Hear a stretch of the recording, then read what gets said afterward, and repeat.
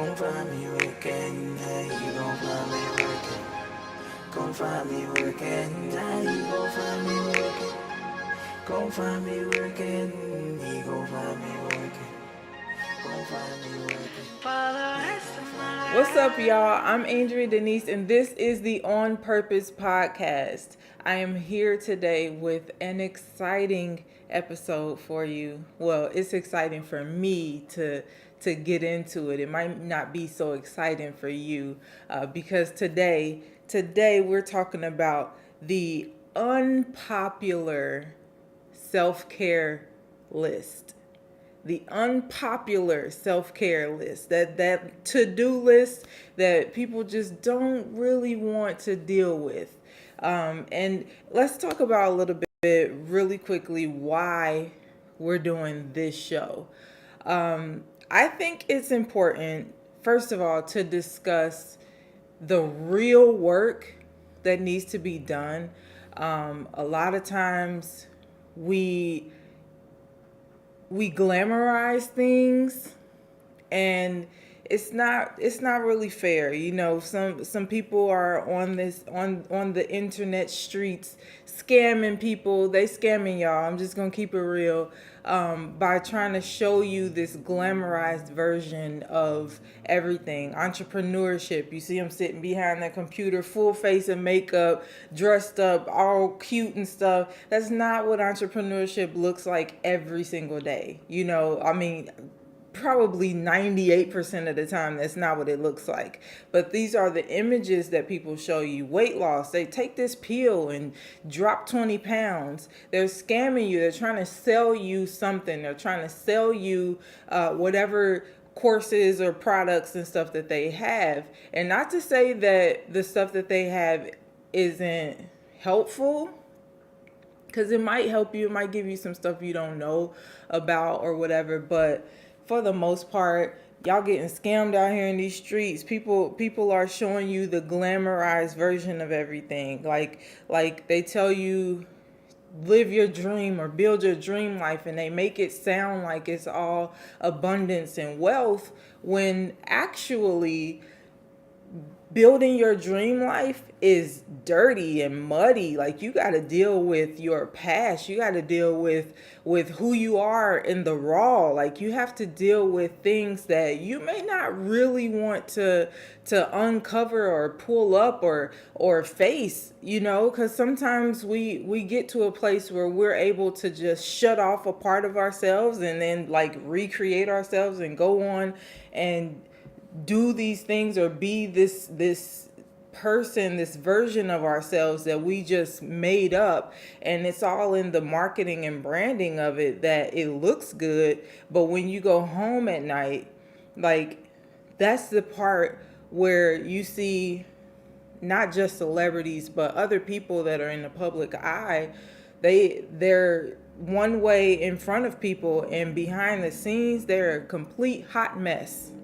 And so today, I'm going to dig into some of the things that we just don't want to do. So this is the unpopular self-care to-do list. So the things that we need to do to take care of ourselves, that may not necessarily feel good. They might not necessarily look the way that we thought they would look or whatever. But in order to get to that other side, that's what I'm here for. I'm trying to help you get to the point where you are completely authentic and moving forward in your life.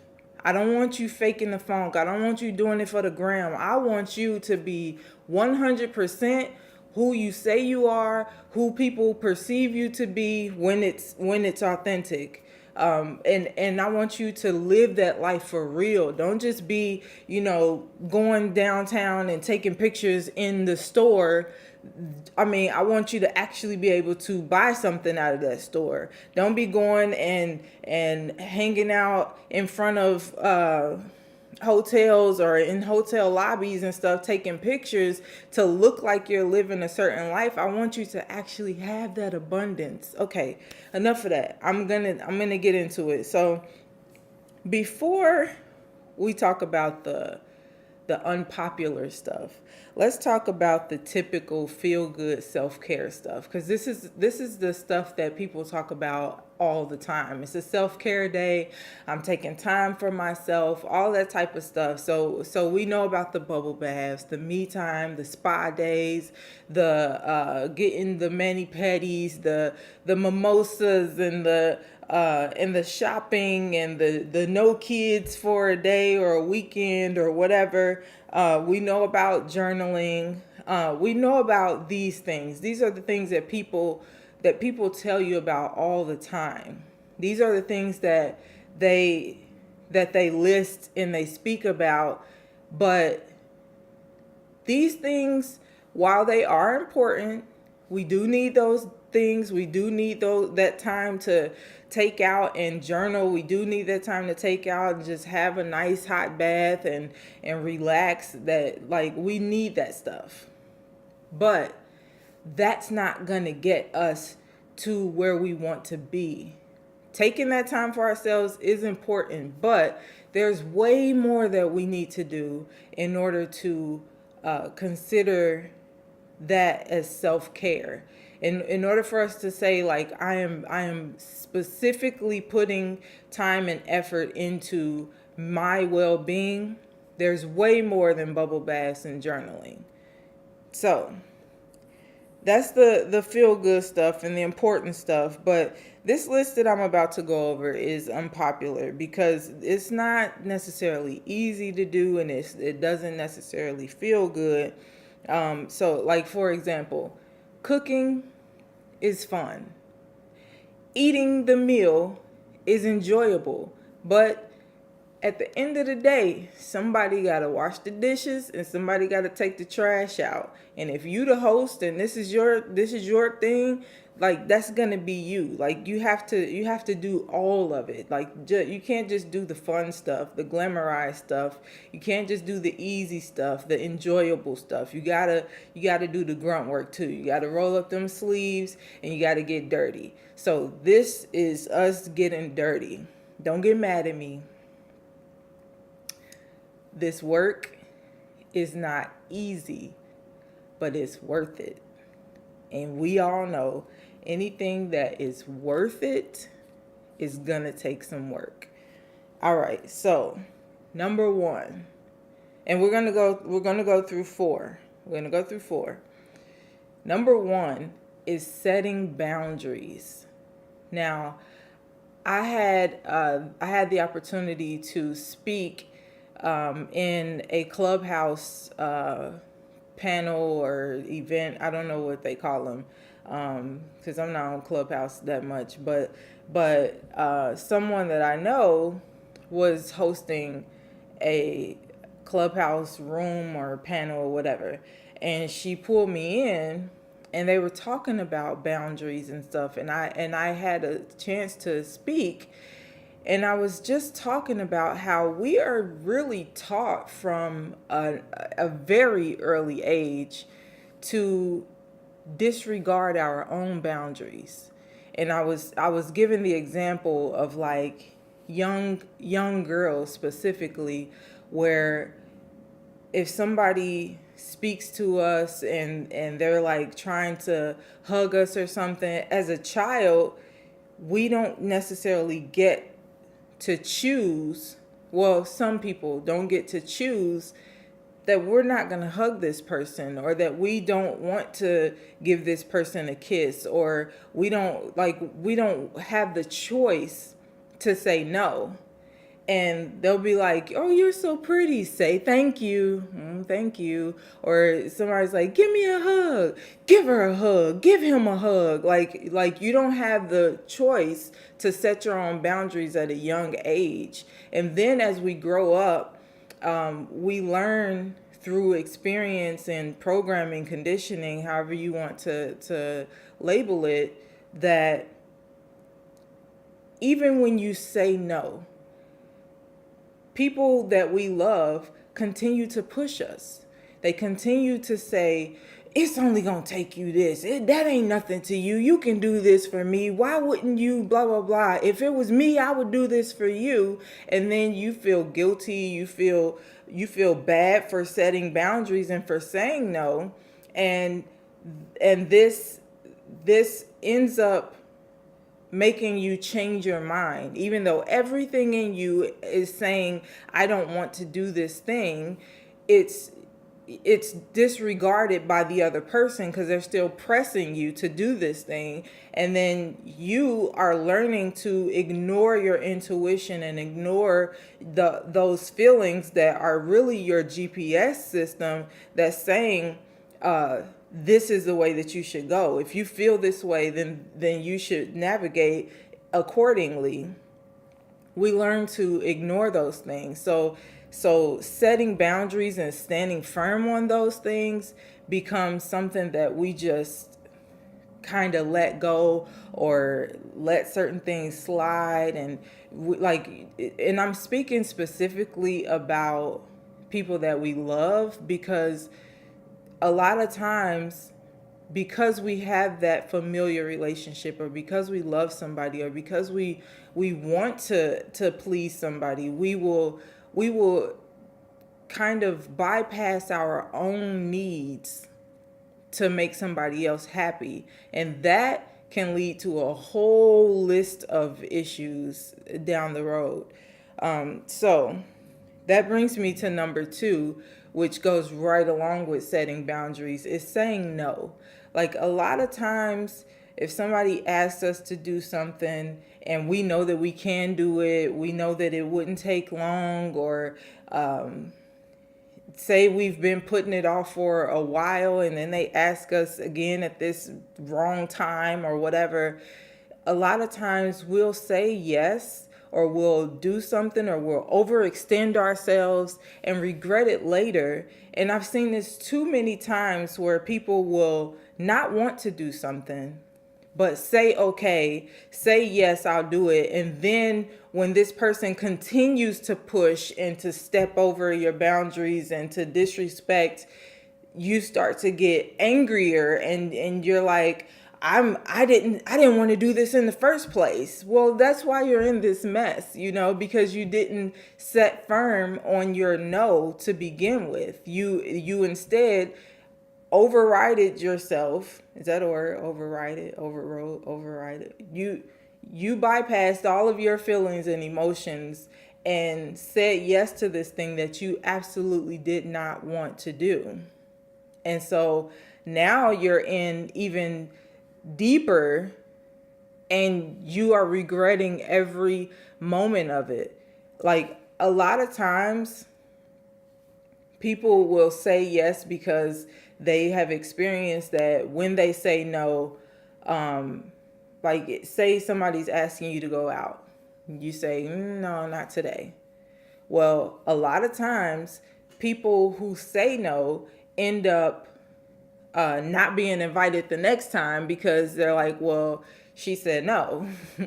She said no, so I ain't gonna ask her to go anymore anyway, or whatever. So people will say yes, and they'll drag themselves out, and they'll go and do certain things that they really are not into doing, and that doesn't teach the other person what your boundaries are, and it teaches you that how you feel doesn't matter.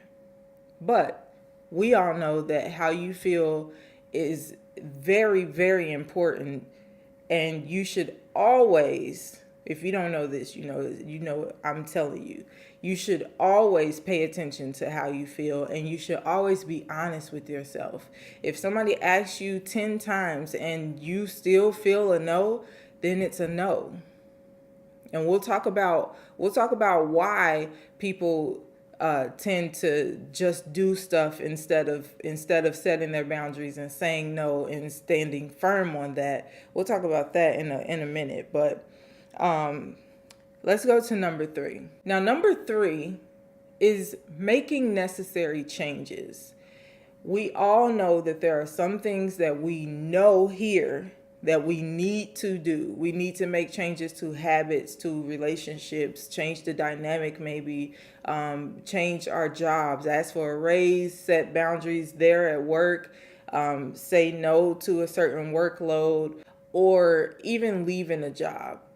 So we have these things that we know are necessary to change. We know that these things need to happen, but we sit and I don't want to say wait, because I don't even think we're waiting for something to happen or to change. I think we just don't make the move. We don't put the work in to make those changes. And a lot of times people will say, this is just who I am. That's just how I am. I've always been this way. And my response to that is yes. A lot of us are a certain way until we decide to make the changes, until we decide to put in the work to be a better person. And if you decide that you're going to be a better person and put in that work, then now you're not as argumentative. Now you're not as passive. Now you're not as aggressive as you were before. Like now you are becoming a more well-rounded being, instead of just being the raw version of yourself. Like the goal is to progress. The goal is to evolve, to get better. And so making those necessary changes is something that has to happen if you want better for yourself. And a lot of times people just don't want to do it. It's a very unpopular thing on the list, because people just don't want to make certain changes. And you see it all the time. If somebody that you were hanging with, eating fried chicken and all kinds of goodies and stuff with, they show up and they've lost 50 pounds, you would hear at least 5 people say, man, I need to do better. I know I need to go on a diet. I need to get in the gym. I need to, like, and that person's weight loss has nothing to do with them, but it makes them feel bad that they haven't done anything that they should have been doing to get the results that they say that they want. And let's be honest, instead of them going to the gym with that person, instead of them restricting their diet with that person, they're just gonna not be around that person.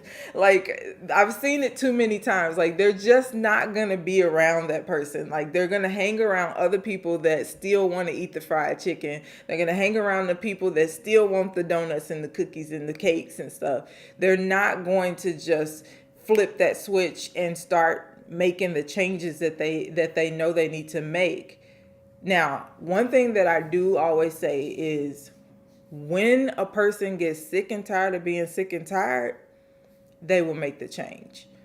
And it's not something that you can just expect a person to jump into and make a change that may be extremely necessary.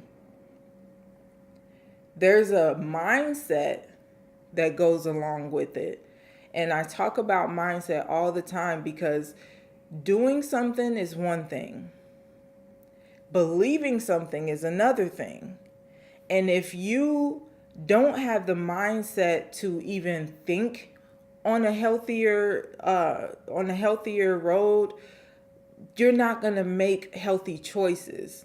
But I say, like, once you start in one area of personal development, no matter what it is, if it's just a natural hair journey, if it's, I want to have healthier nails, or I want my skin to look clearer and brighter, like whatever journey you start on, wherever you start in, okay, I'm going to start thinking more positively, or I'm going to do this, or I'm going to change my I'm going to not change my skin, but I'm going to fix my regimen so that my skin is clearer and more, I don't know, elastic, I don't know, younger looking, whatever. If you go on that journey Just starting with your skin, you're going to have this whole routine and you're going to be all into it. And then you're going to find out, oh, eating and drinking certain things will also help. So now you're doing this thing along with your skin regimen, and now it's healthier eating. And as you're eating healthier, you're noticing changes in your body. And so now you're like, okay, I like what I'm seeing here, and I could actually do X, Y, and Z. And so now you're on a fitness journey as well. And now you're working on something else, and it snowballs to where you're working on every area of yourself that you can possibly enhance. And it starts with the mind. Now, here we go, because I wouldn't be me. In order for us to really get that transformation, and if y'all know y'all words, y'all know where I'm going with this. If you really want to get to that transformation that you talk about, here we go. Romans 12 and 2. And do not be conformed to this world, but be ye transformed by the renewing of your mind, that you may prove what is good and acceptable and perfect will of God. So, if you want to have that change, if you want that transformation, no matter what area of your life, you have to renew your mind. You have to start here. It starts here. I feel like every single video, every single episode, I'm pointing to my temples. I'm saying mind. I'm saying here. We have to get that mind right, because everything starts there. No matter what you accomplish, it happens in the mind first. The thought, the idea, the birthing of this thing starts in your mind. Success starts in your mind. Transformation starts in your mind. I want you to really get that. Everything that you can ever accomplish starts with a thought. It starts in the mind first. So make sure that you remember that. The mind is the starting point.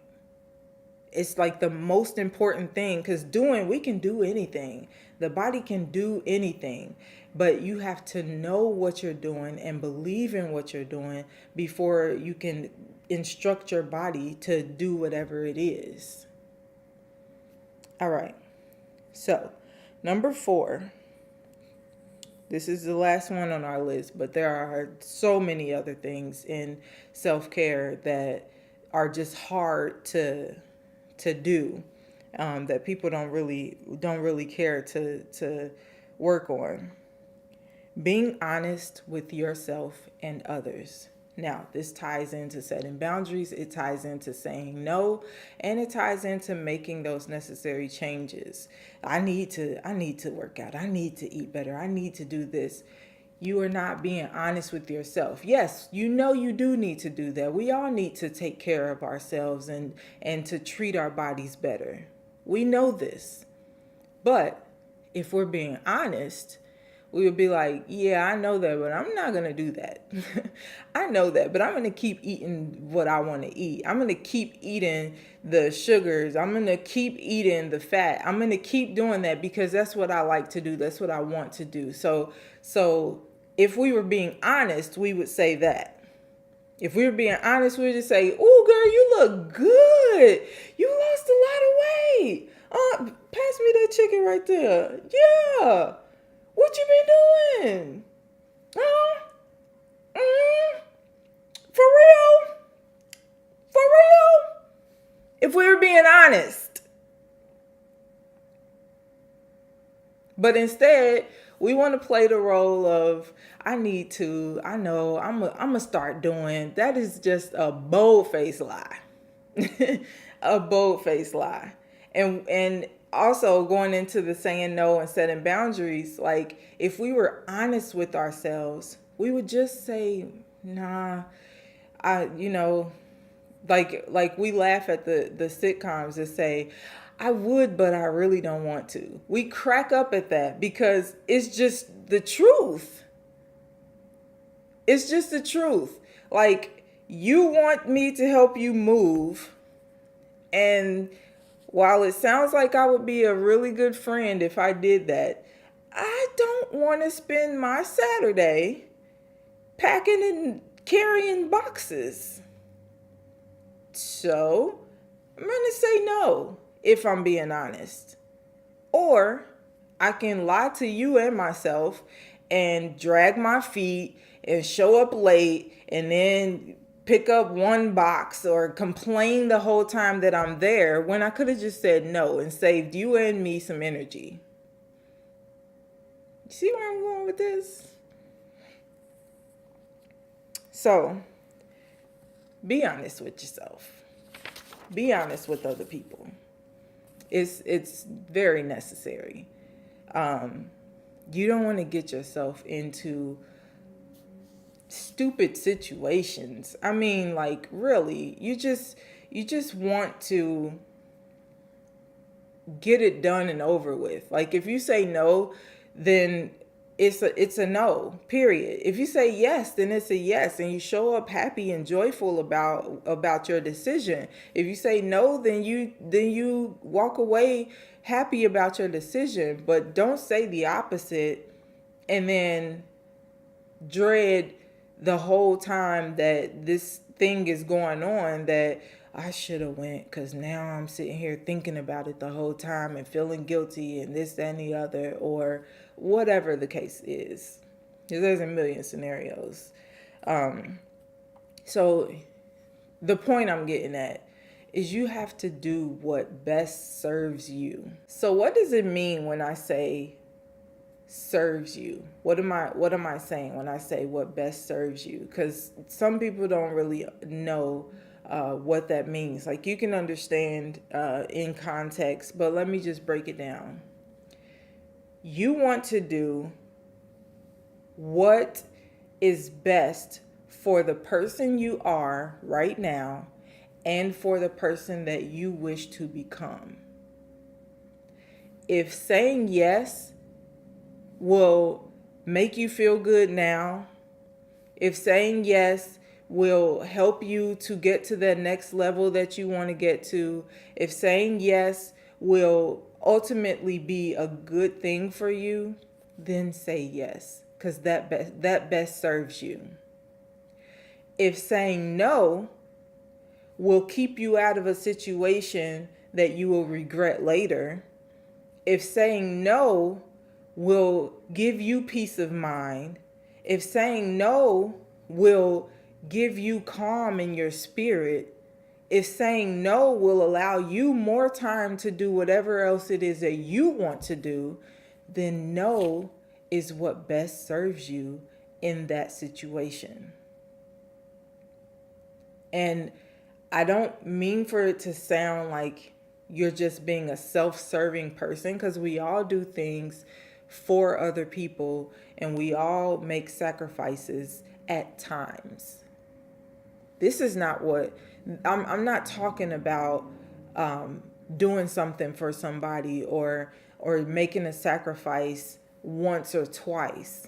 I'm talking about this is a way of life. Like, I used to work with people who would say okay and then complain the whole time and be so passive aggressive and angry behind the scenes, to the point of, like, I'm like, why don't you just say no to these people? Like, I don't get it. Now, there have been times where I have agreed to something thinking that it was a good idea, but once I got there and saw how it was playing out or how it was laid out, set up or whatever, I was like, yeah, that was a bad decision. But because I made this commitment, if it's something like that, because I made this commitment, I'm gonna be a soldier. I'm gonna stick it out, but I will never do that again. Or if I get there and it's not like an obligation type of thing, yeah, I thought, but nah, I'm out of here. Because I have to protect me, and I have to protect my spirit, and I have to protect who I am, because as a person who teaches, and as a person who speaks to a lot of people who feel broken, and a lot of people who deal with certain issues and stuff, it would not make sense for me to say one thing, believe one thing, and then be caught up in a whole different type of situation. Like that wouldn't make sense for me. So if I find myself in a bad decision and I can reverse that thing, I'm out. If I made an obligation and now I'm here and I can't really like blow everything up to get out of there, I'm like, yeah, I'll stick it out, but this will never happen again. Like I will never put myself in this position again.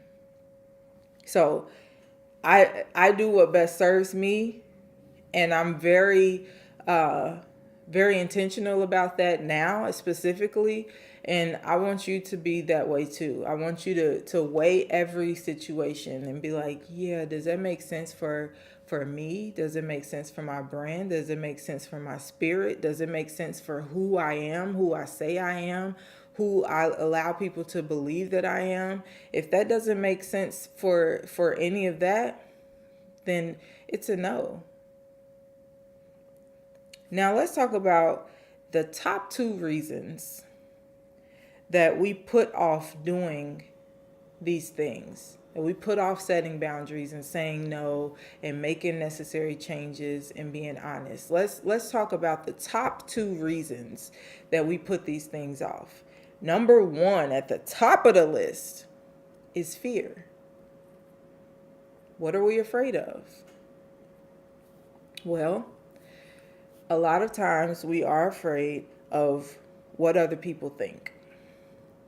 We're afraid of what other people are going to say, what other people are going to do.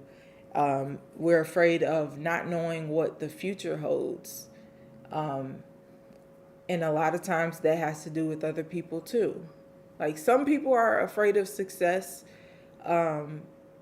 because, and I don't know if I talked about this before, but that feeling of fear is the same feeling of excitement. And sometimes people can't distinguish which feeling they're feeling, and they just feel that like adrenaline, or they feel that feeling, and they don't like it. And so they steer clear of it. They don't want no parts of it, whether it's good or bad. They don't like feeling like that. And so they would just rather stay in that comfortable position. But a lot of people are afraid of what other people are going to think and what other people are going to say. If I say no, they're probably going to be mad at me. If I say no, they might get an attitude and then do this and treat me like this, or treat my baby like this, or whatever. If I say no, then when it comes time for me to need something, they probably going to tell me no just out of spite.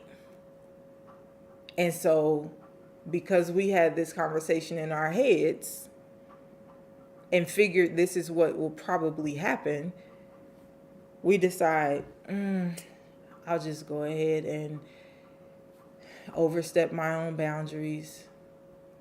I'll go ahead and ignore my own boundaries. I'll go ahead and say yes when I really mean no.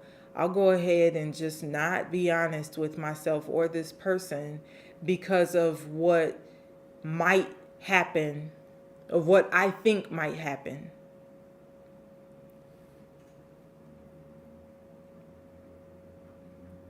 And a lot of times, like, you just have to be honest about what it is that you feel is best and let it play out. If they get mad, that is their issue, not yours. You made your decision. They asked, you said no. Boom. Whatever happens after that is not in your control and it's not your problem. Number 2, the second top reason that we put off doing these unpopular self-care things is laziness. We just don't want to put in the effort. We just don't want to take the time to do it. Like, we would rather just stay comfortable in our position. I'm getting paid decent enough at this job. I got a car, I got a house. I'm cool. I don't need to be greedy and go for nothing else. Even though I don't like this job, even though I would rather be doing something else that I love, it's like, what if it don't work? Fear. What if I do all of this and it don't work? I had somebody tell me once, and it's fuzzy right now, but I can't remember exactly what we were talking about, but we were talking about my career. And specifically the music part of my career. And I was saying, I've been going on tour, been doing this, we've been doing blah, blah, blah. And so next we're going to do this and da, da, da, da. And I'm like excited talking about what has been going on and what's next. And this person who loves me, who I love, and who supports what I do, said, yeah, I mean, it's good to at least try it, because even if it don't work out, you can at least say that you went for it, because a lot of people don't even go for it. And I know that was coming from his experience, that was coming from his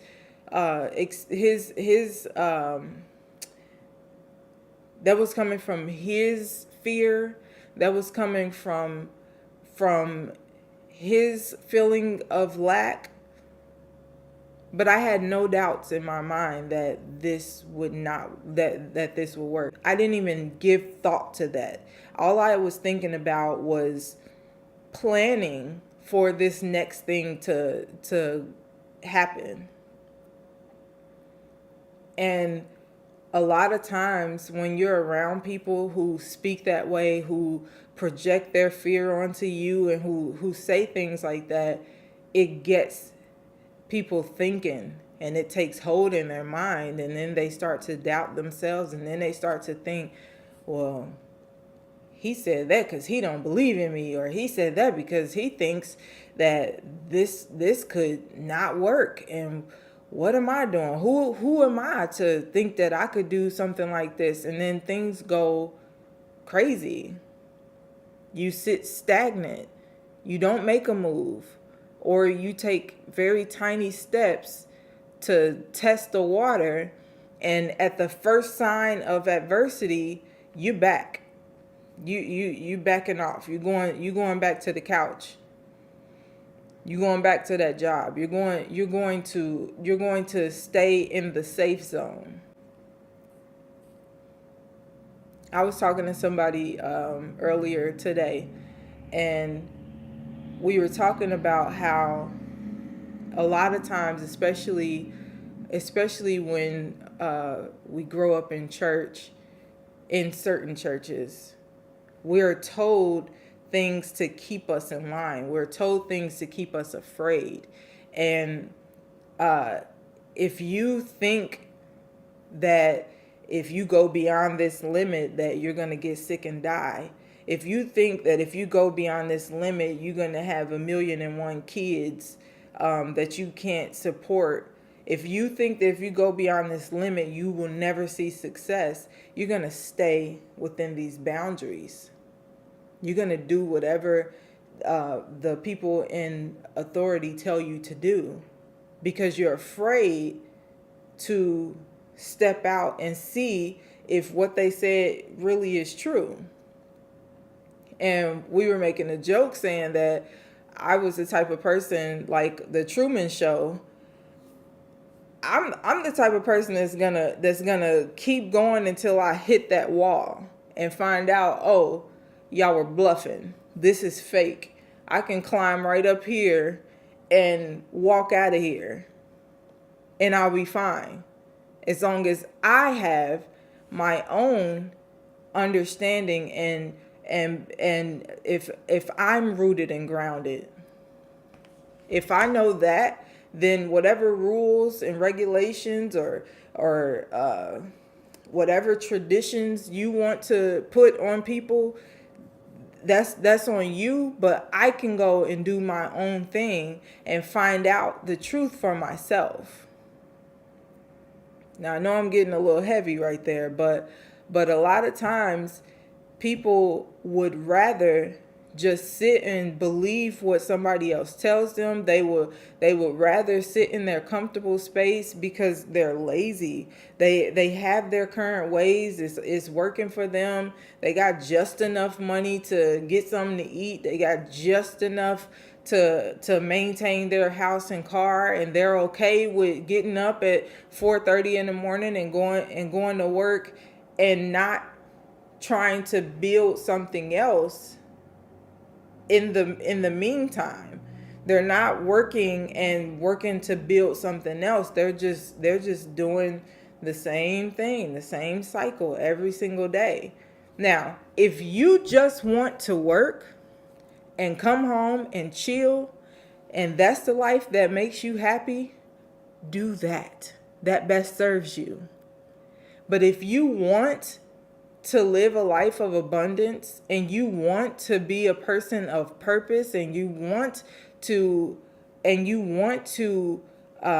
influence other people and you want to help and you want to serve and you want to live a happier life. And I'm not saying that people who just work and go home are not happy. If they're happy, if you are happy doing that, you've already won. You beat us to the goal, because that's what a lot of people are trying to get to, and they're happier serving. They're happier doing this business that they've been dreaming of. They're happier living this other life. They're happier if they had X, Y, and Z. They're happier in a different situation than what they're in now. If you would be happier, or you believe you would be happier in a different situation than where you are now, then laziness will not serve you. But this is a reason that we put off doing the work. This is the reason that we grab the frozen food that we can just pop in the oven or drop in the grease over the food that we have to chop up and season and toss and cook and blend. And that's the reason, because we don't want to go through that. We don't want to put in the effort of doing those things. But if you want better,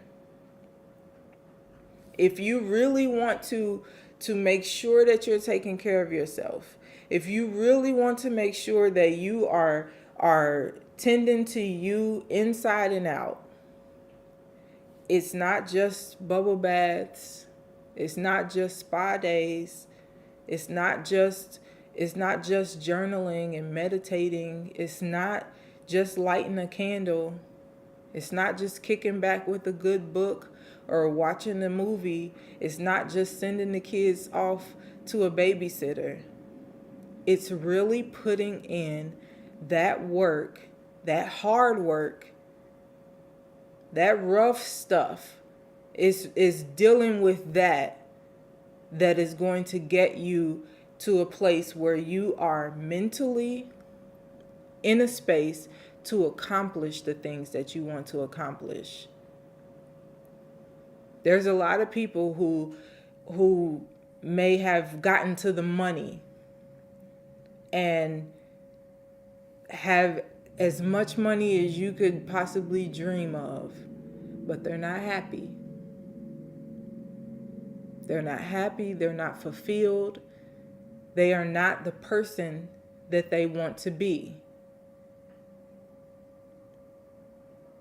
That's why I push so hard to get you to do the work so that you can be the person that you need to be here.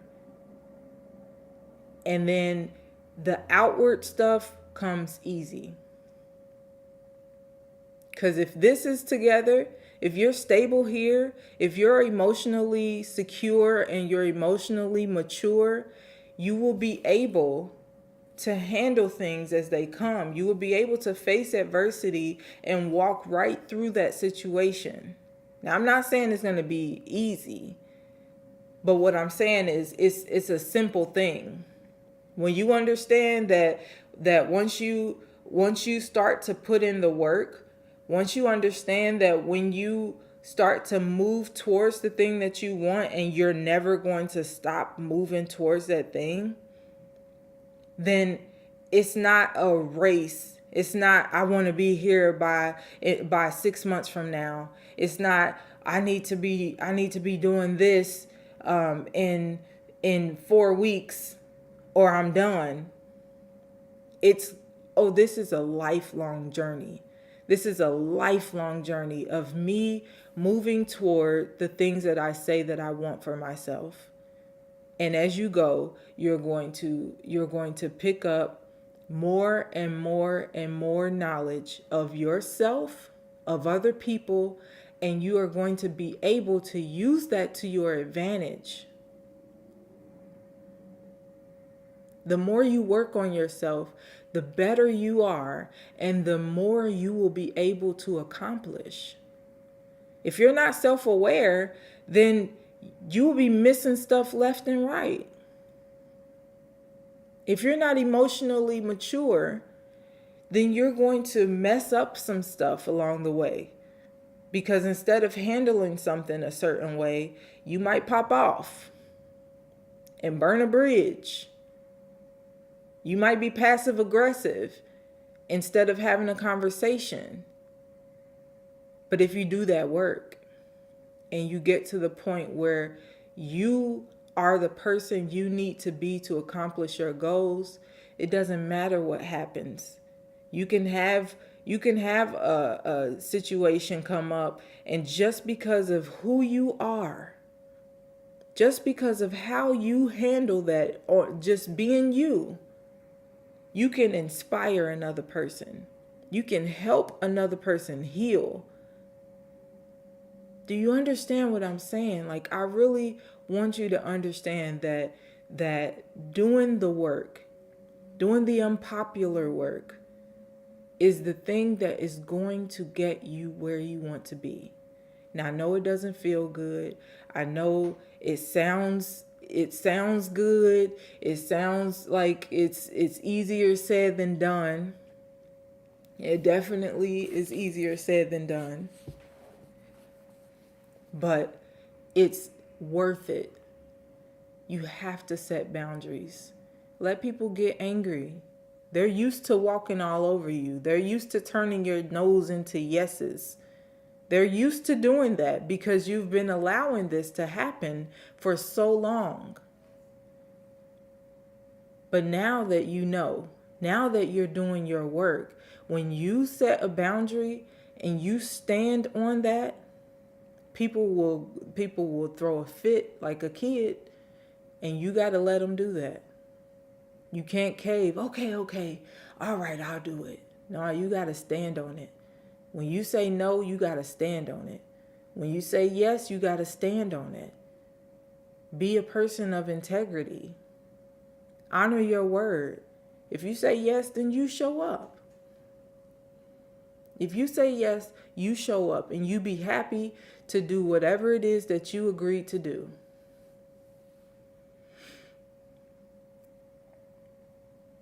And if you know that there are changes that you need to make, if you know that there are things that have to be done in order for you to do what you need to do, what you want to do, If you want to wear a certain style of clothes and your body doesn't fit in those clothes or doesn't look right in those clothes right now, you got some changes to make. If you're emotionally immature, you have some changes to make. If you are in a job that you do not like, you have some changes to make.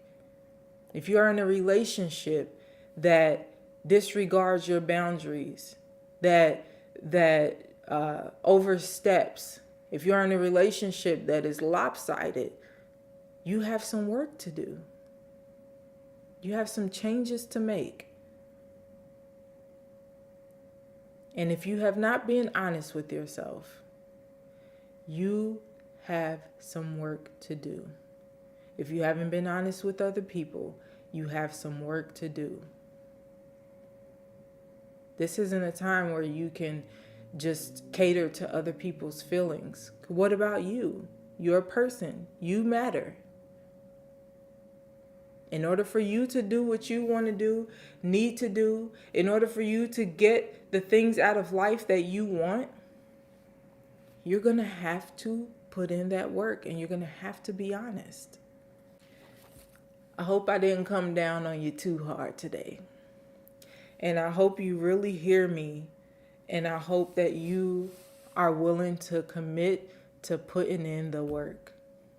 I say this a lot because it's important and it's definitely something that you have to do. You have to. If you want to get where you need to be. If you want to be on purpose, if you want to serve, if you want to live that life of abundance, that life of happiness, of fulfillment, you have to put in the work. You can't just sit behind the computer and smile. You can't just pretend. Other people will see and think that you're doing something, but you will know that you're not. And that's not going to help you feel fulfilled either. Like, what is life if all you're doing is this?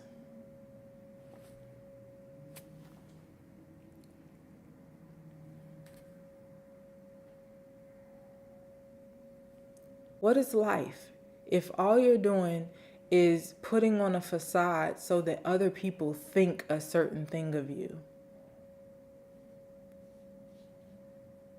You remember I talked about having yourself rooted and grounded so that when hard times come, you'll still be holding. You need that. You need to do the work so that you will be that person that can be holding. Instead of that person who's just living on the surface, and as soon as something happens,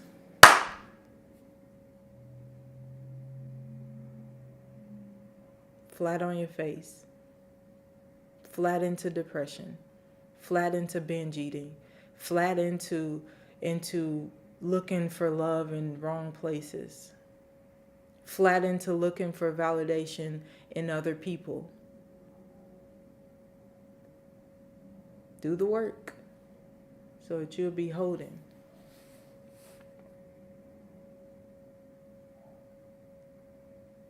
There's no way that you would ever fall completely flat with God.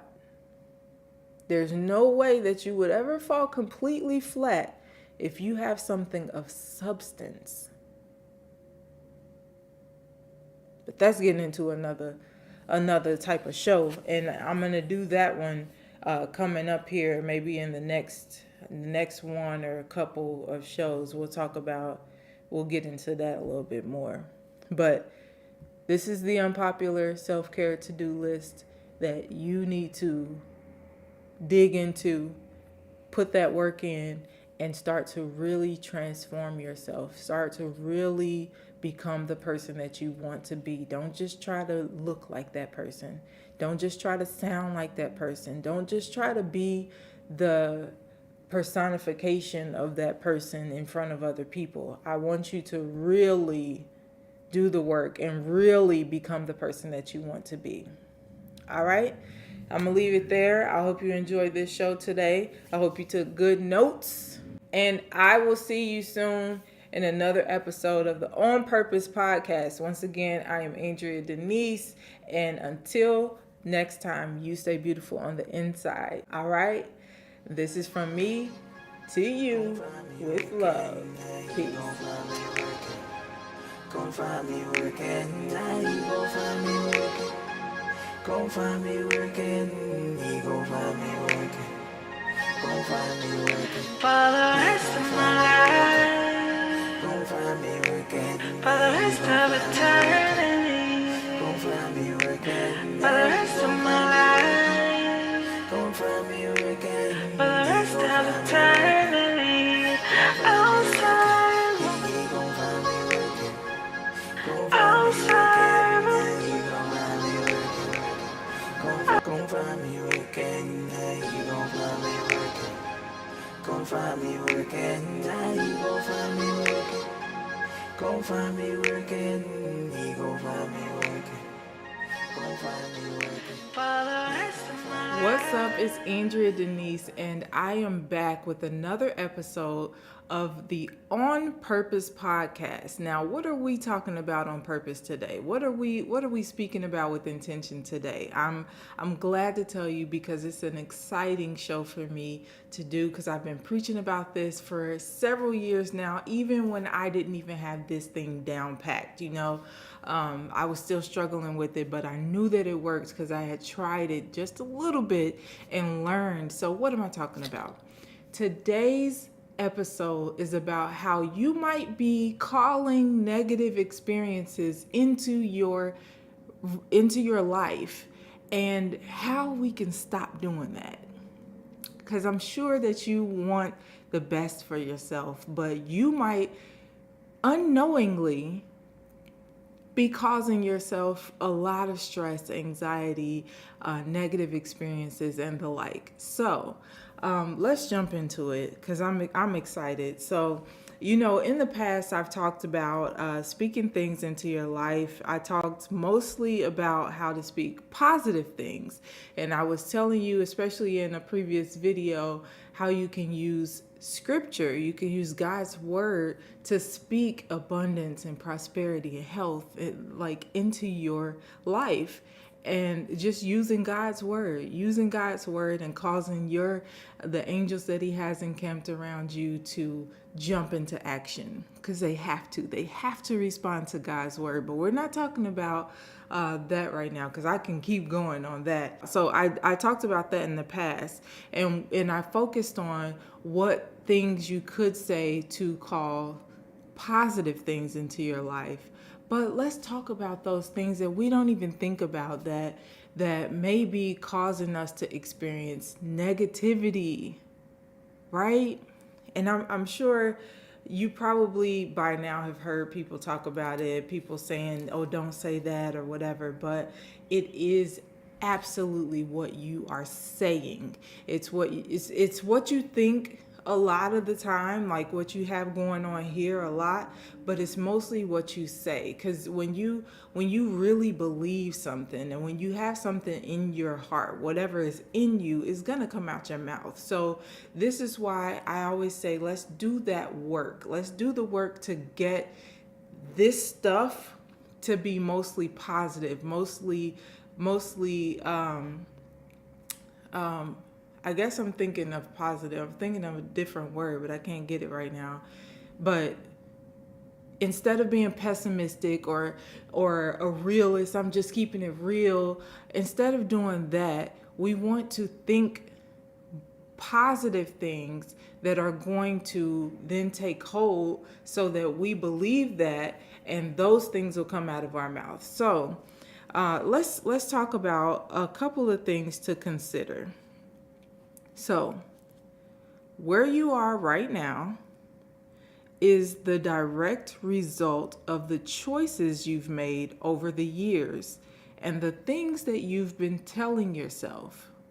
Now, in a previous video, because I do want to address this, I said this is true, but a lot of people fail to take into account the things that we did based on our environment. So if you were in a terrible situation and you had to fight your way out, that was a decision that you made because of the situation you were in. And so I just wanted to make that distinction. Like it's still a decision that you made, but I am empathetic and sympathetic to situations and circumstances that may have caused you to make that decision. So, having said that, you made the decision. This is something that you made a choice about, and you're here. Boom. Let's look at the next thing. Consider that if you don't monitor and select your thoughts, you allow yourself to be susceptible to accepting, believing different thoughts that are planted by other people or situations. Now, what am I talking about? Really quickly, let me tell you. So, a lot of times we think something, we believe something, but more times than not, the thoughts that we have are received. They are not our thoughts. They are not coming from us. They're coming from something we just heard, something we just saw on TV, something somebody just said to us, something that somebody did. People are planting these ideas into our heads when we are just thinking of doing something. Hey, I want to do this thing. And you're thinking, oh, it's going to be great. I'm going to do this and this and this and this. And then somebody comes along and drops a thought. But why do you think that would work if so-and-so did the same thing and failed? Or why wouldn't you do it this way? Or why would you think that this is the best way to do it? And now all of a sudden, you're having doubtful thoughts. Now all of a sudden, you're thinking all of the what ifs that you weren't thinking before. And those are not your thoughts. Those are thoughts that have been planted by somebody else. Do you feel me? You see where I'm going with this? So now let's talk about some of the typical destructive thoughts that we entertain. And there are several, but I'm just going to go with 5 today, just so you can get the gist of it, so you know exactly what I'm talking about, and you'll be able to identify thoughts like these and get them up out of there. So, all men are dogs. How many people have said this, entertained the thought of it, had conversations about it? All men are dogs. A lot of women believe this. A lot of women, even if they've never verbalized it, they treat people as if this is what the belief is. They're like, well, yeah, I'm with you. I love you, but I know that you're cheating. I know that you're doing this. I know this because the fact is that men don't have control over themselves. So that's a destructive thought. I don't have enough, or I don't make enough money. That is a completely destructive thought, especially in 2021. I mean, everybody has a business now, a side hustle, something extra that they have going on. If you're not making money, it's because you just don't want to. Because there's information all out here. I literally have seen hundreds of videos where I can learn whatever I want to learn. And I know that there are thousands or millions probably of videos or people that are teaching stuff for free 99. So if you're not learning, if you don't know how to make more money, if you're not making that money or doing whatever it is to make more and to have enough, it's simply a lack of your belief in yourself or a lack of knowledge in what to do and how to do it. But if you're not taking advantage of the people that are given this free game, or even taking a chance to pay for some of the information that you need, then it's just because you don't want to. Because you can try it out and see what works for yourself, or you could pay somebody to tell you exactly what works. I mean, that's something that's up to you. Another thing that we think that are destructive thoughts: there is something wrong with the way I look.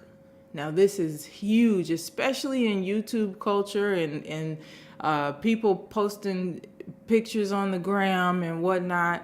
All these filters, and people are altering things and wearing makeup, and like, a lot of us feel like there's something wrong with our bodies. We don't weigh the amount we want to weigh. We don't look the way that we want to look in our clothes. We don't have the certain nose or lips or hair that we want, or whatever it is. We tend to criticize ourselves and think that there's something wrong with the way that we look naturally. Now, there's nothing wrong at all, nothing at all wrong with enhancing your beauty.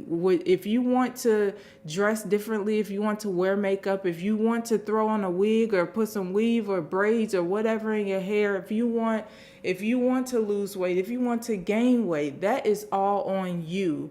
But to think that something is wrong with the way that you look naturally, that is a destructive thought, because you're saying that God made a mistake in how he made you, when he specifically handcrafted each and every one of us to be who we are.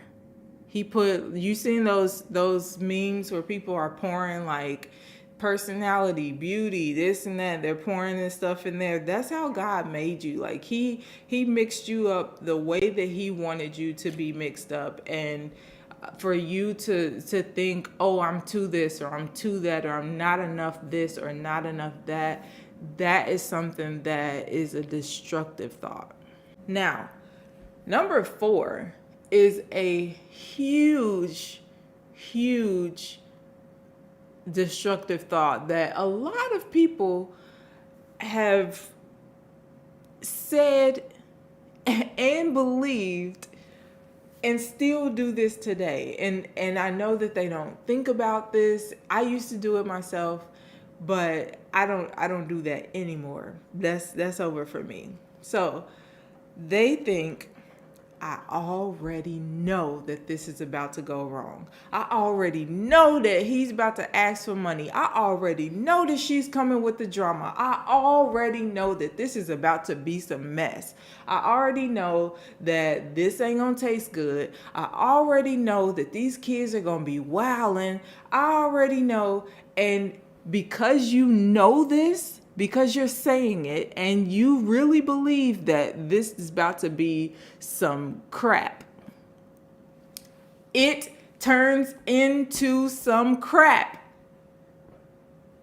I can't make this up. Like, people say things, and then when it happens, they feel good in being validated that they were right. But what they're not understanding, and if you do this, stop it right now. What they're not understanding is that they are creating this. The Bible tells us to speak. We speak life or death on our own selves. So if we're speaking death to a situation, I already know it's not going to work.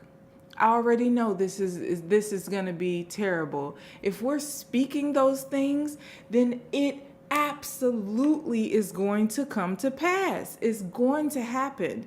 And when it happens, even if it's a terrible thing, they're like smiling at the validation I told you it was going to be like, I told you it was going to be some mess. Didn't I tell you she was coming with the drama?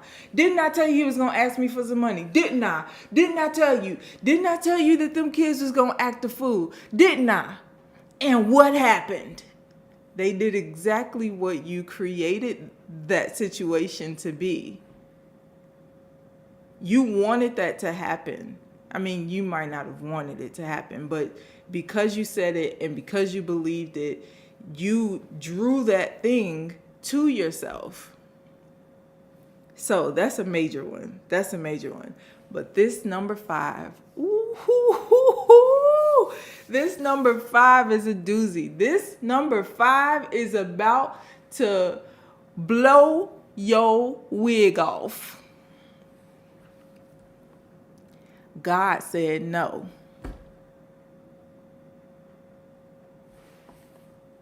Hello, walls. Hello, lights. Too many people are blaming God. Ooh, I thought I was about to knock this over. Too many people are blaming God for things not happening that could have happened if maybe they went back to the drawing board, if maybe they went at it a different way, if maybe they consistently worked at this thing, if maybe they just put a little bit more thought and effort into this thing. I'm going to tell you right now, and I don't know what your situation is. I don't know what you have going on, but God did not say no. And I say that with firmness. God didn't say no. God said that we can have whatsoever we say.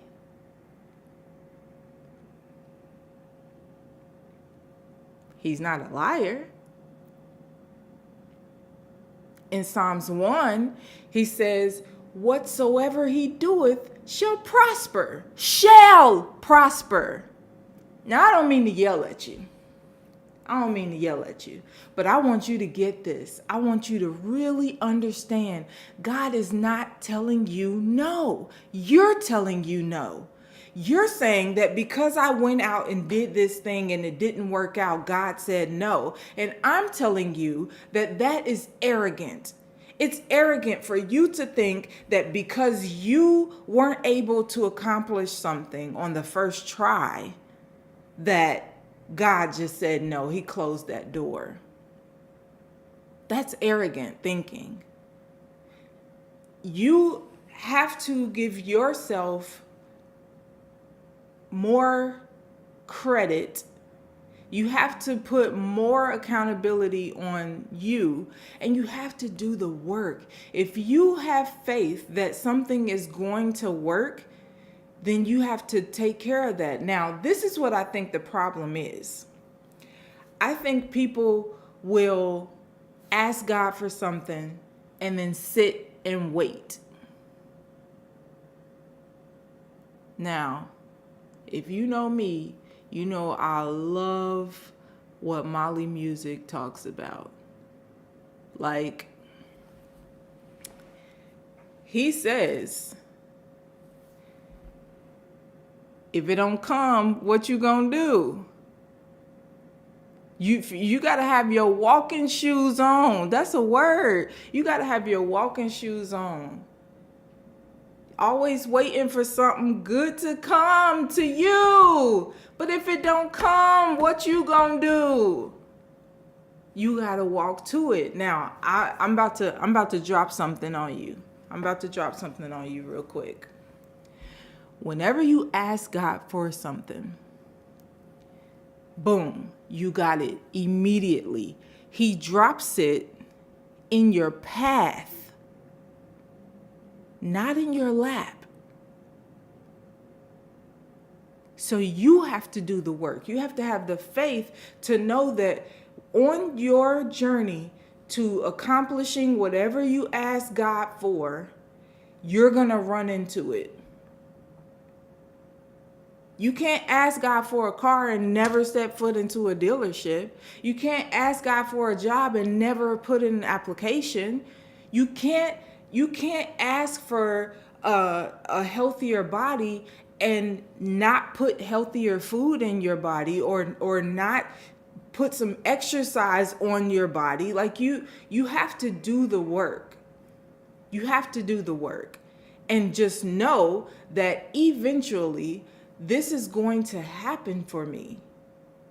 If you know that, then you know that. I've been in Chicago for 9 years. I wanted to live here. I just moved here 5 months ago. 9 years I've been in Chicago. 4 months ago, I moved into the place where I wanted to be.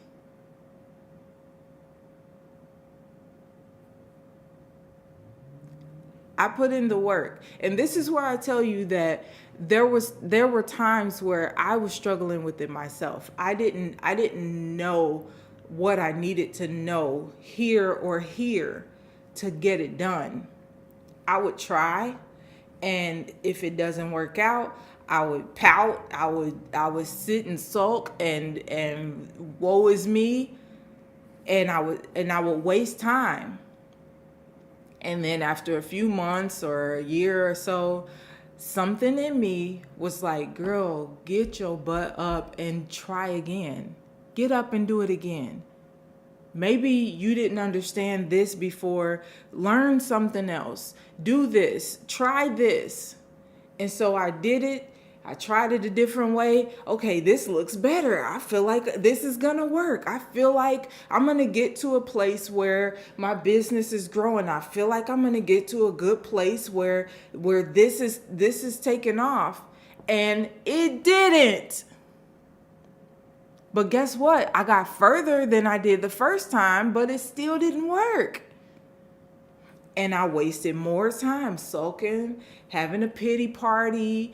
I talked about what I can't do. It's not even worth it. I'm tired of this. I'm watch what happened with such and such and such. Wasting time. And after that cycle continued a few times, I got to the point where I was like, you know what? I may as well just keep going, because sitting still doesn't feel good and sulking doesn't feel good, but there's always something more for me to learn. There's always something else for God that God has for me to do. And so I'm going to keep doing it. I'm going to keep going. Now, I do want to say this other thing. I dropped that on you. God drops it in your path, not in your lap.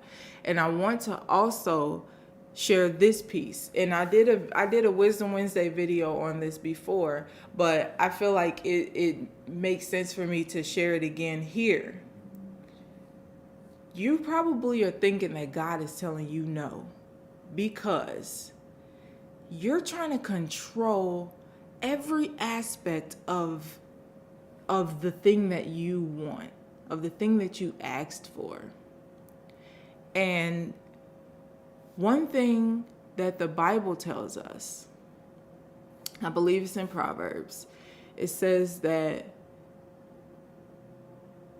I'm going to paraphrase, it says that we choose the what. We choose what we do. We use our talents and our gifts. We choose what we're going to do in service. And God directs our path. God handles the how. It's not your job to wonder how you're going to get what you asked for. It's your job to get clear on what you want.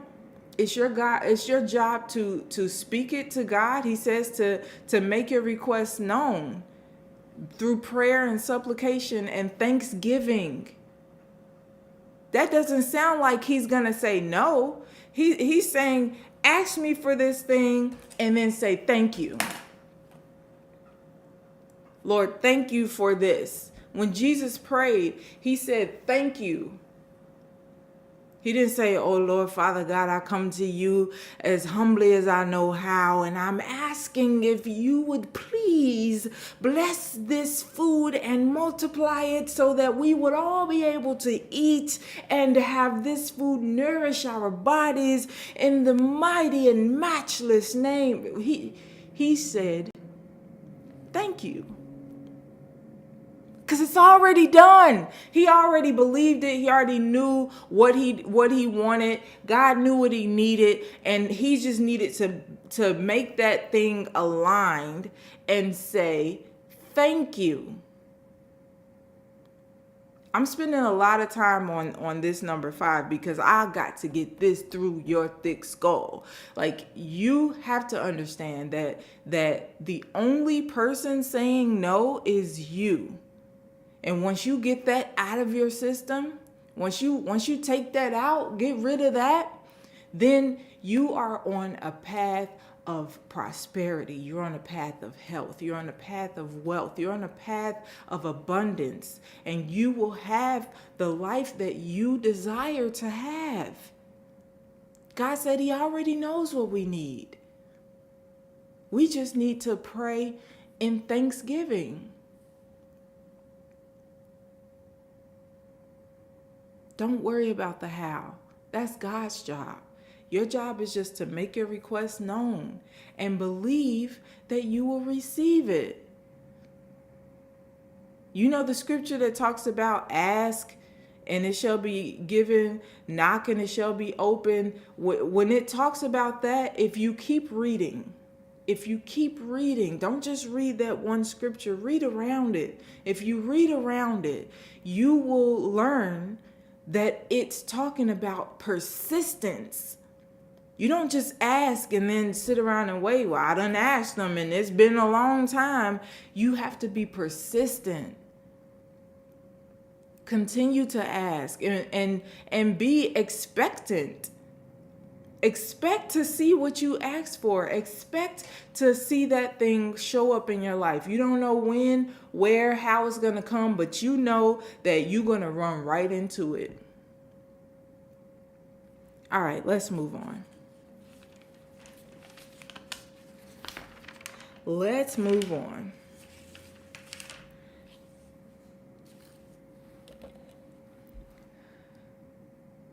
So I hope that with these things, you can kind of see yourself and see the patterns that you may have been stuck in, like this cycle of saying things that you really don't want to see or you don't want to happen, but it's just a natural like reflex that you say, I already know that this is about to be some mess, or I heard about this situation with this person, so this is how I think all of these types of situations go, or whatever it is. Just like get out of the habit of letting things fly out of your mouth and audit them before you allow them to be released from your lips. You know, you say people be talking without thinking. Well, even if you're not saying something stupid, you might be saying some stuff without thinking. How many times do people say, you look good, but my hips too wide for that, or yeah, I like your whatever, but my arms are too big, or whatever the situation is. Like, you just naturally say something negative or naturally call a situation to yourself that you don't actually want to experience. How many times have mothers said, sit down before you break your neck?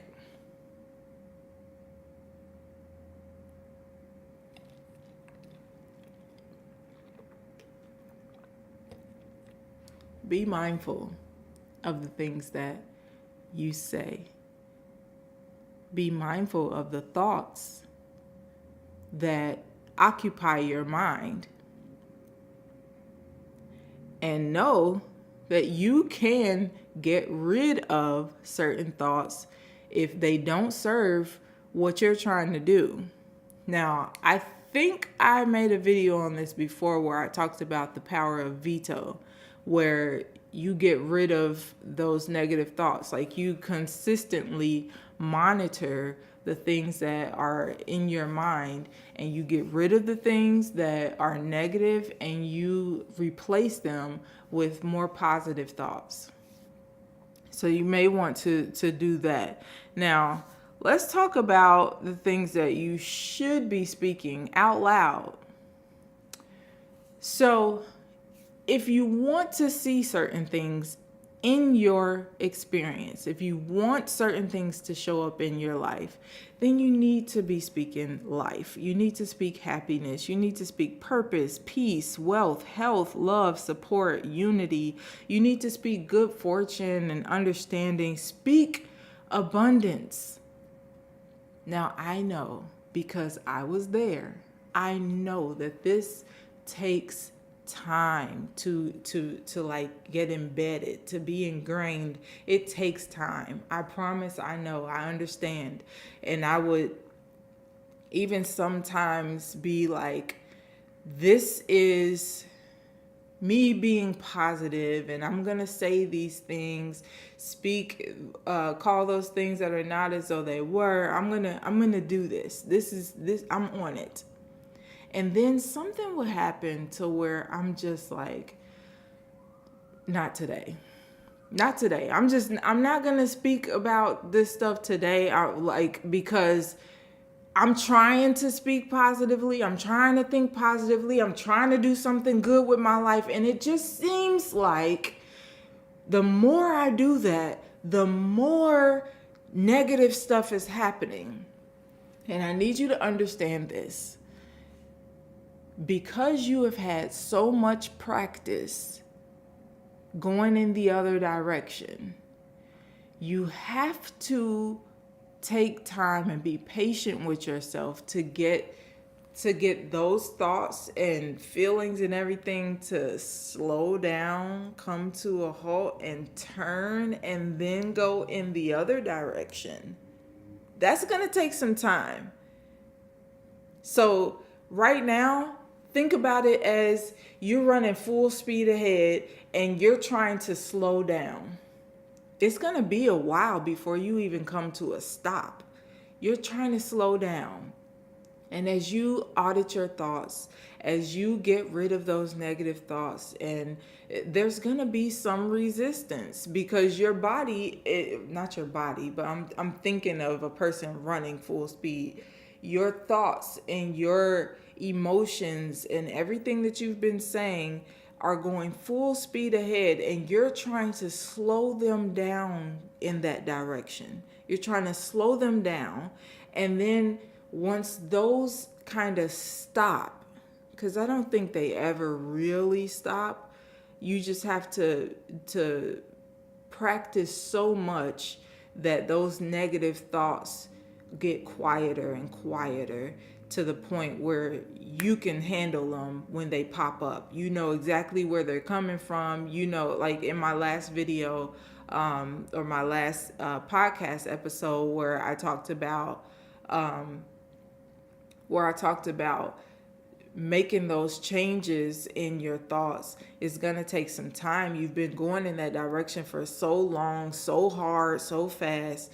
It's going to take time for it to stop. And once it gets slowed down so much, then you'll be able to shift and start to move in the other direction. And you will know exactly when that time happens, because it'll get easier and easier for you to get rid of those negative thoughts. And then those positive thoughts will start picking up, and then you'll start seeing some of the things that you have been asking for, some of the things that you've been working for pop up in your life.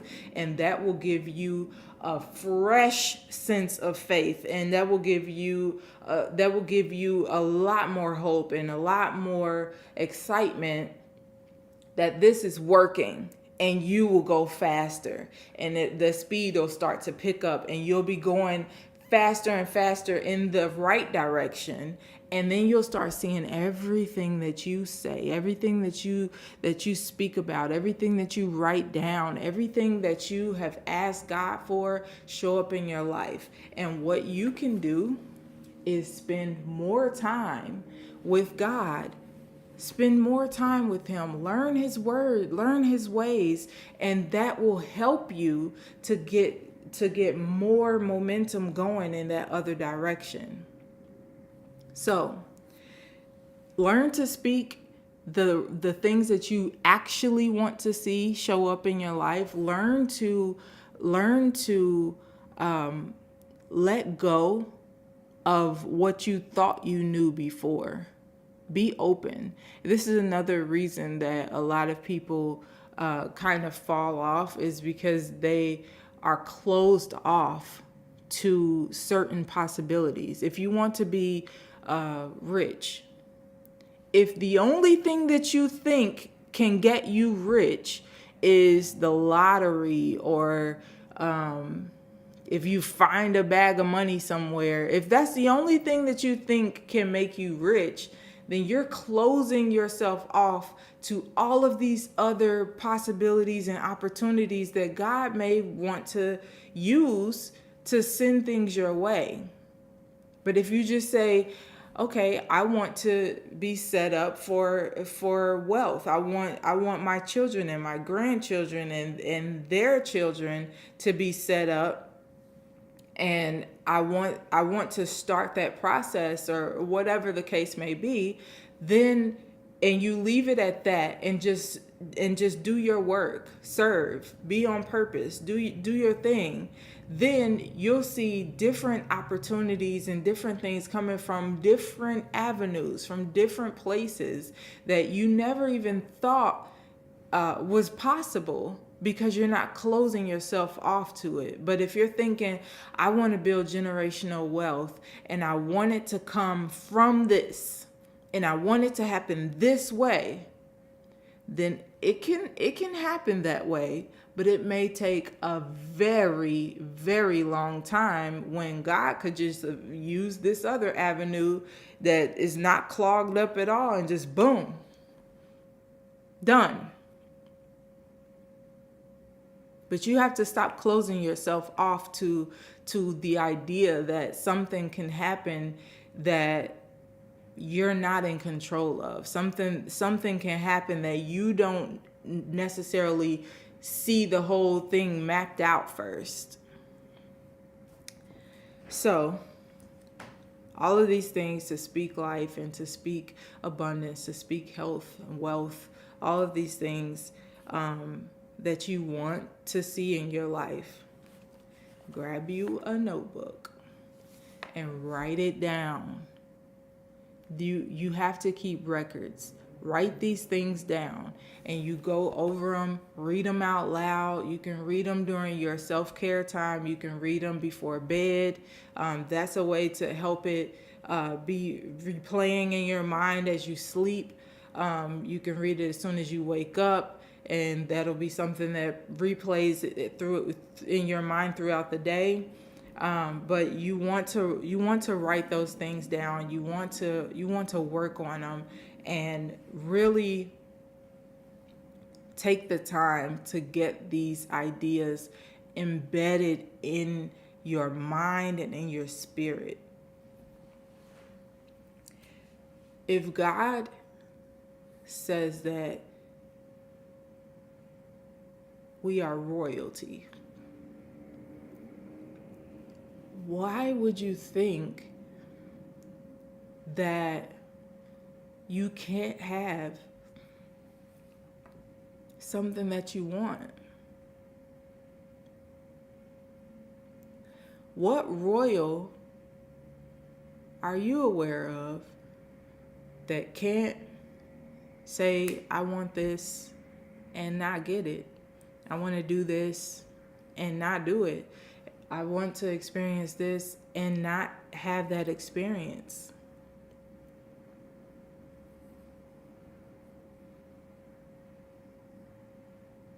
Think about that. So, as I bring this thing to a close, if we want to change our lives for the better, we have to, absolutely have to change our speaking habits, our thinking habits, and we have to make some real decisions. Because if you're hanging around people that are constantly speaking negatively, you may have a really rough time accomplishing your goals.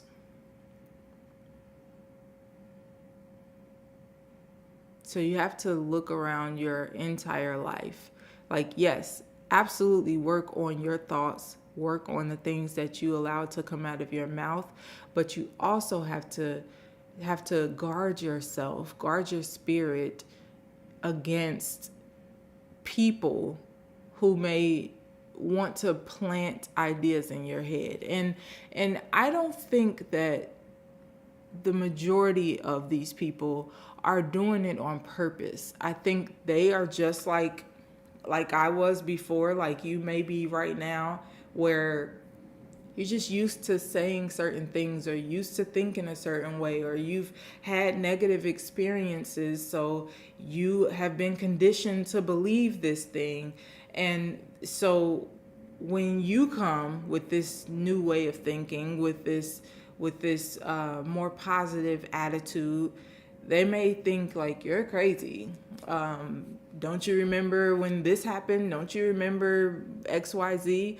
So you may have to protect yourself from those people.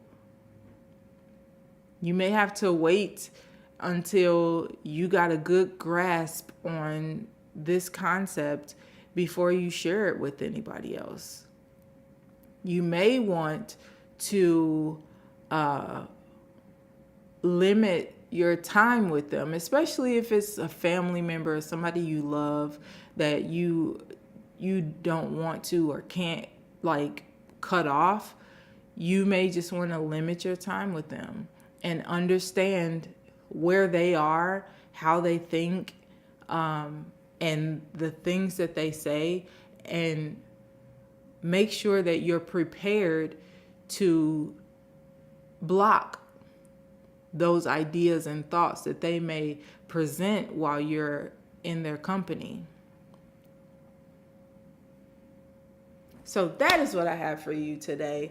I know that I got heavy in a couple of spots, but I really needed to nail home those ideas. I want you to be the best that you can possibly be.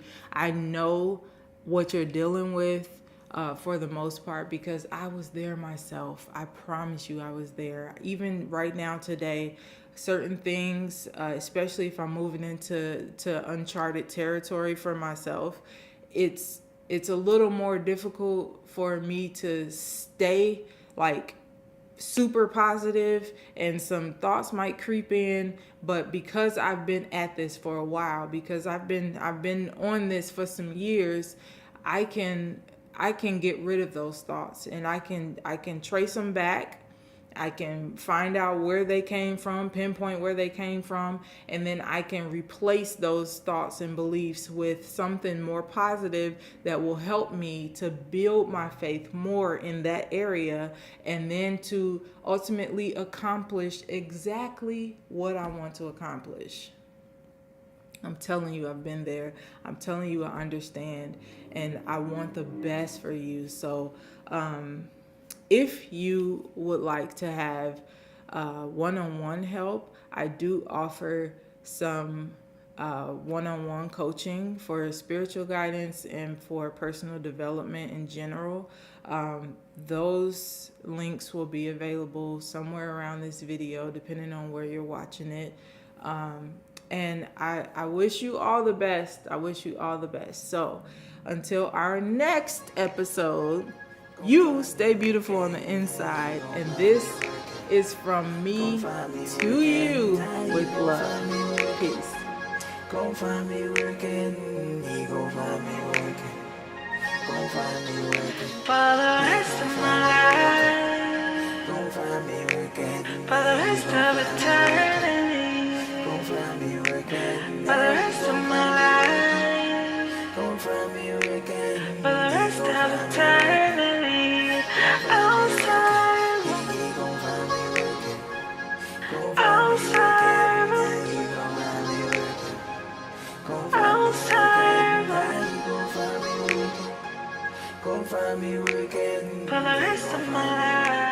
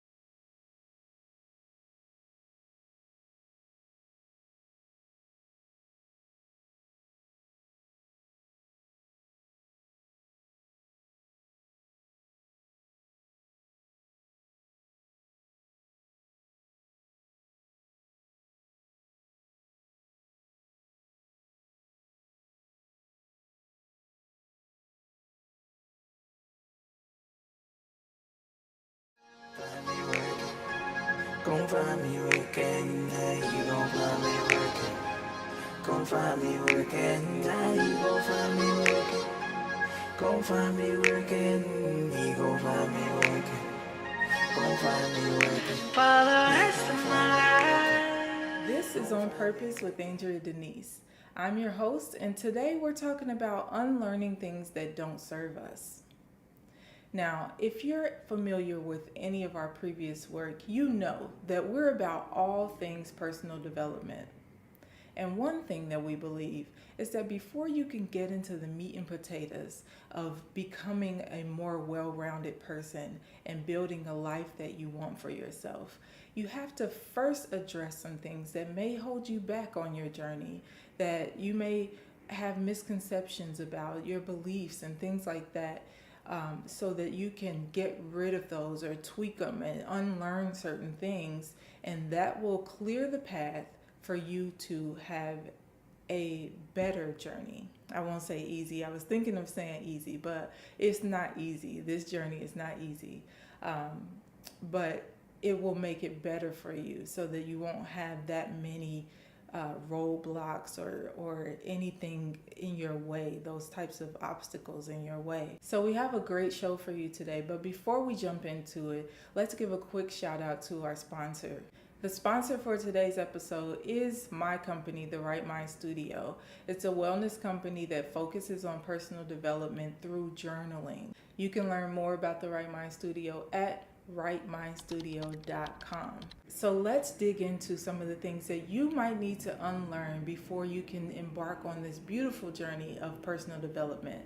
Not to say though that this isn't a part of it, because it definitely is. It's just one of those prerequisites. It's like a preliminary thing that you need to go over before you can really jump into your goals.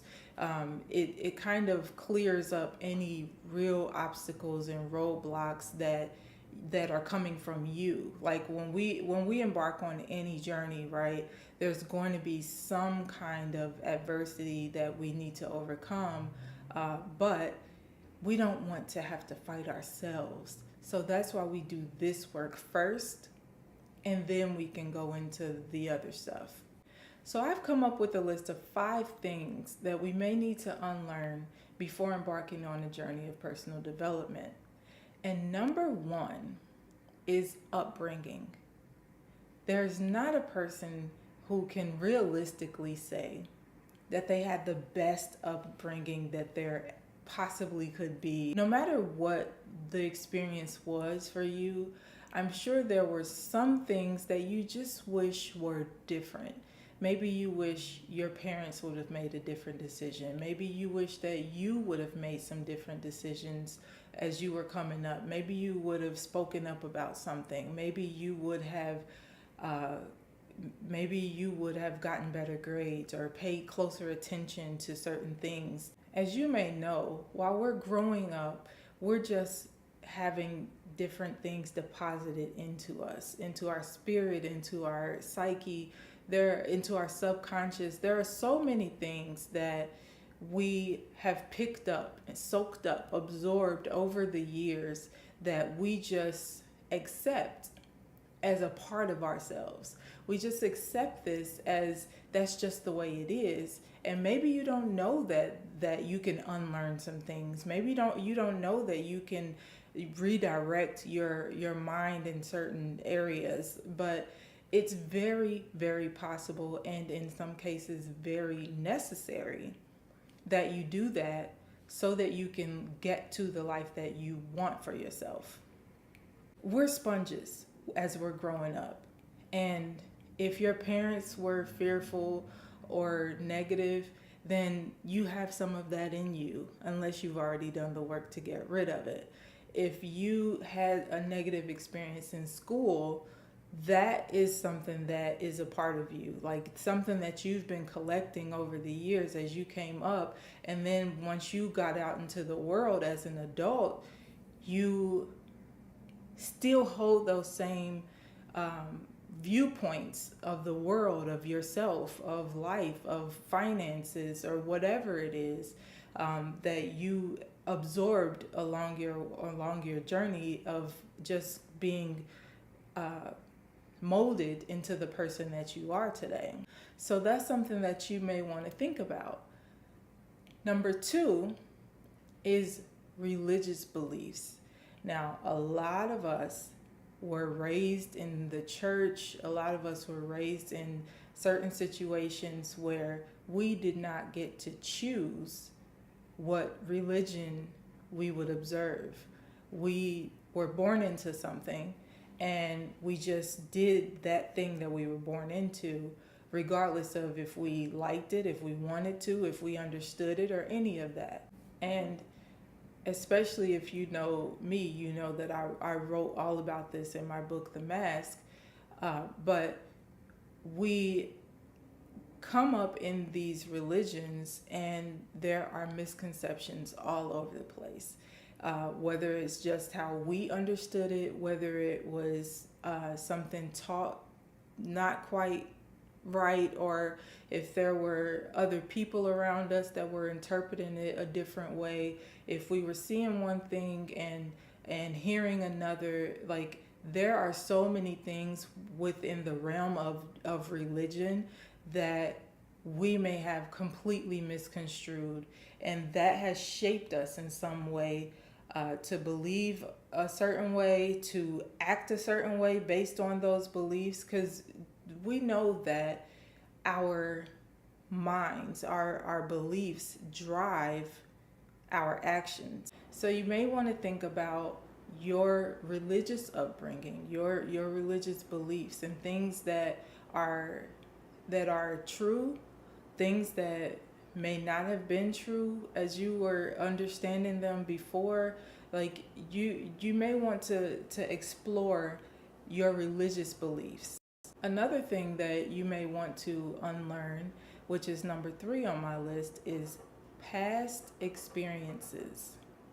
Now, of course, your upbringing is a past experience. Of course, your religious beliefs come from past experiences, but just past experiences in general, just in life, where something happened or there was some specific situation or something like that that caused you to make a certain decision, or caused someone around you to make a certain decision. It may have molded you to say, okay, I'm never going to do that again, or I will never be in this position again, or I will never try this again, or I will never, whatever that is. There's something as small as, I know someone who won't eat Chinese food because as a teenager they had bad Chinese food and was sick for a day or two. And so now, as an adult, this person will not eat Chinese food still. And this is something that could be unlearned. You can just try Chinese food from a different place now in your adulthood and have a better experience and change your thinking. Okay, maybe all Chinese food isn't bad and gonna make me sick, So you may want to dig into some of your past experiences that may have molded you the way that you are, especially in relationships. This happens a lot, where people have a bad experience in a relationship and they think all men or all women are this way because of this experience that they had. There are lots of people who enter into relationships and they gun for the things that they saw growing up, one way or the other. If growing up it was extremely negative, an extremely negative experience, they try to overcompensate and make sure that everything is perfect over here in their situation. Or if they had a great experience watching relationships growing up, they may erroneously believe that their relationship has to be the same way. It has to be made up the same way. You have to have the same roles in the relationship for it to go that way. And these are just things that cause us to close off to other possibilities, other opportunities to build something of our own. So you may want to think about your past experiences that probably shaped who you are and how you think and the way that you feel about certain situations today. Now, number 4 on my list is fear of the unknown. Now, this is a major one.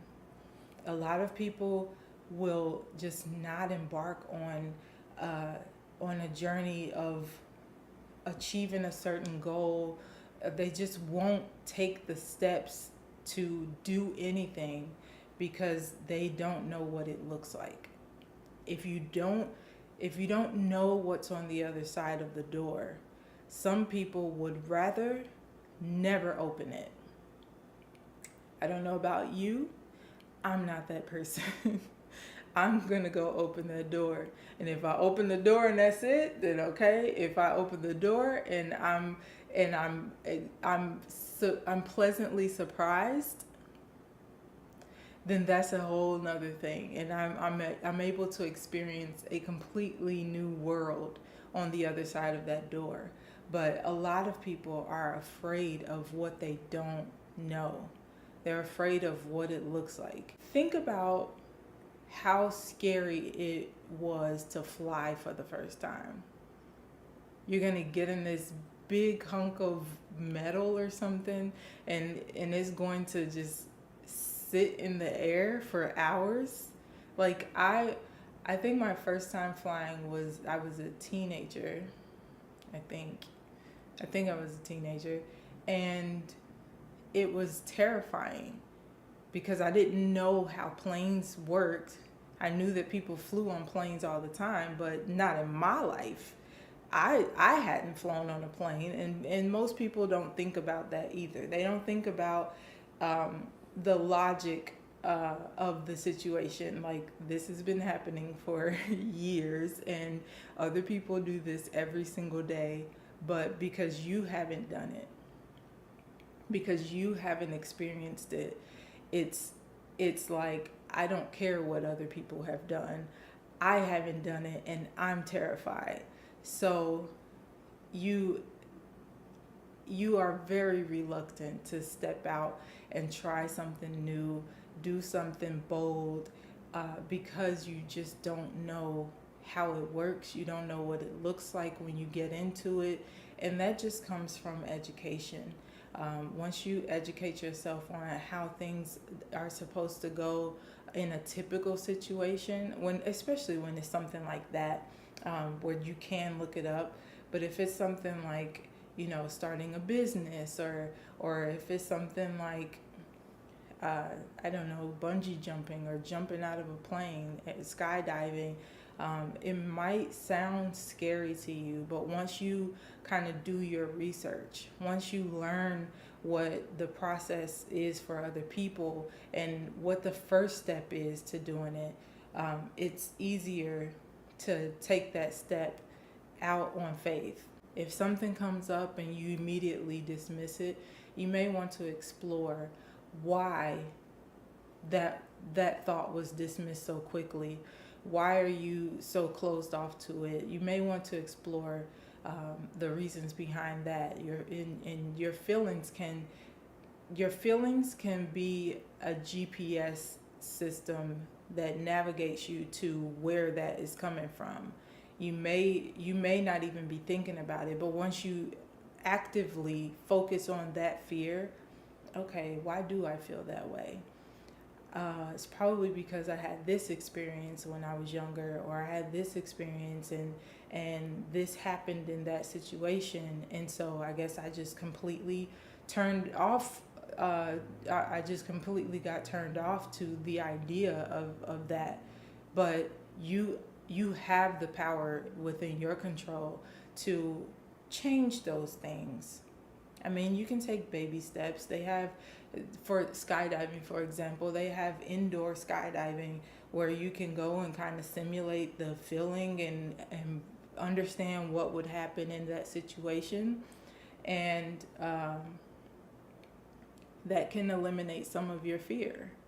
and you can watch videos on it, and you can read articles about it, and listen to other people explain their experiences about it, and then maybe that will kind of take away more and more of those fears. Number 5 is letting other people project their fears onto you.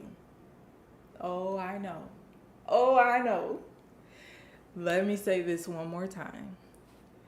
Letting people project their fears onto you.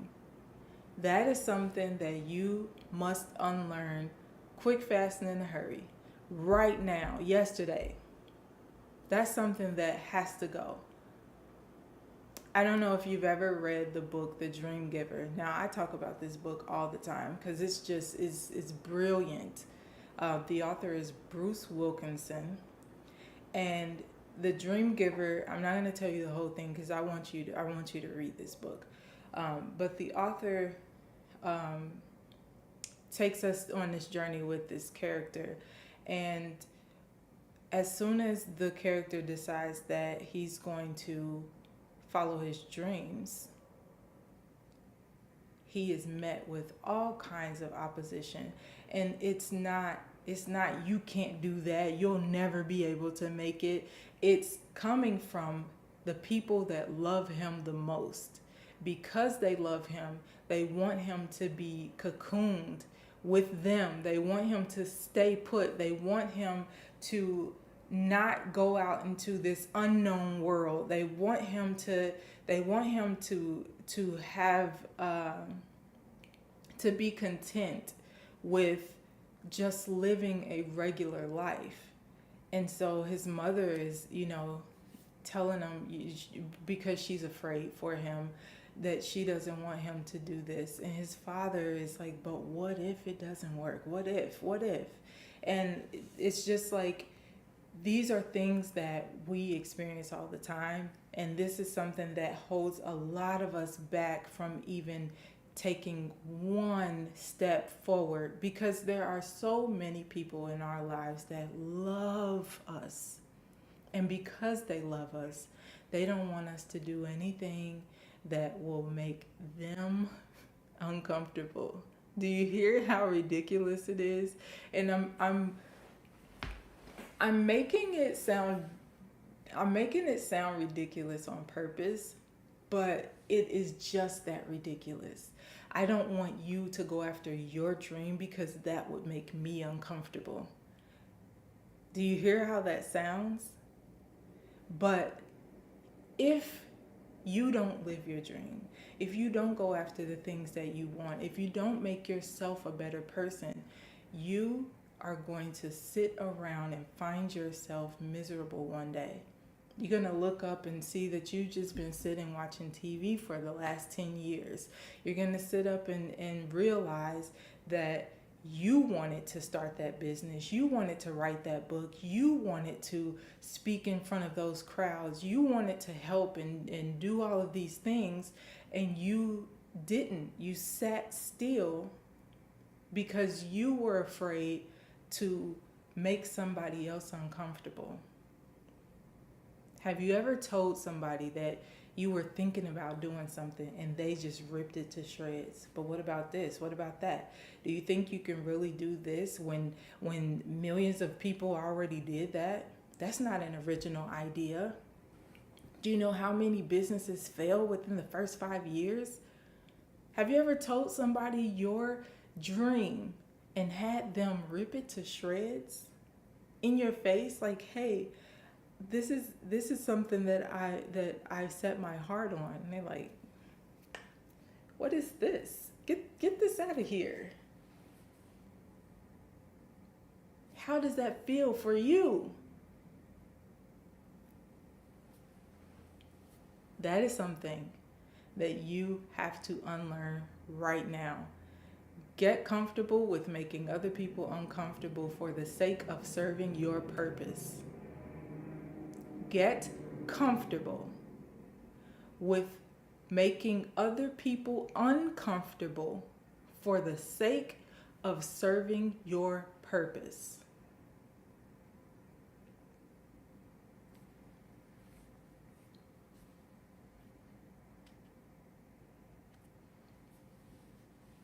I just had to pause on that for a second because I want that to sink in. Now, I know while I keep saying unlearn these things right now, you're probably thinking, what? Like, how do I just stop knowing something that I know right now? And that's why I want to give you some practical things that you can do to make sure you're moving in the right direction. Now, the first thing you want to do is to identify the things that you may need to unlearn. And the way you do that is to actively write out your goals. Write down the things that you would like to accomplish in your life. What would you like for your life to look like? Who would you like to be? What type of person would you like to become?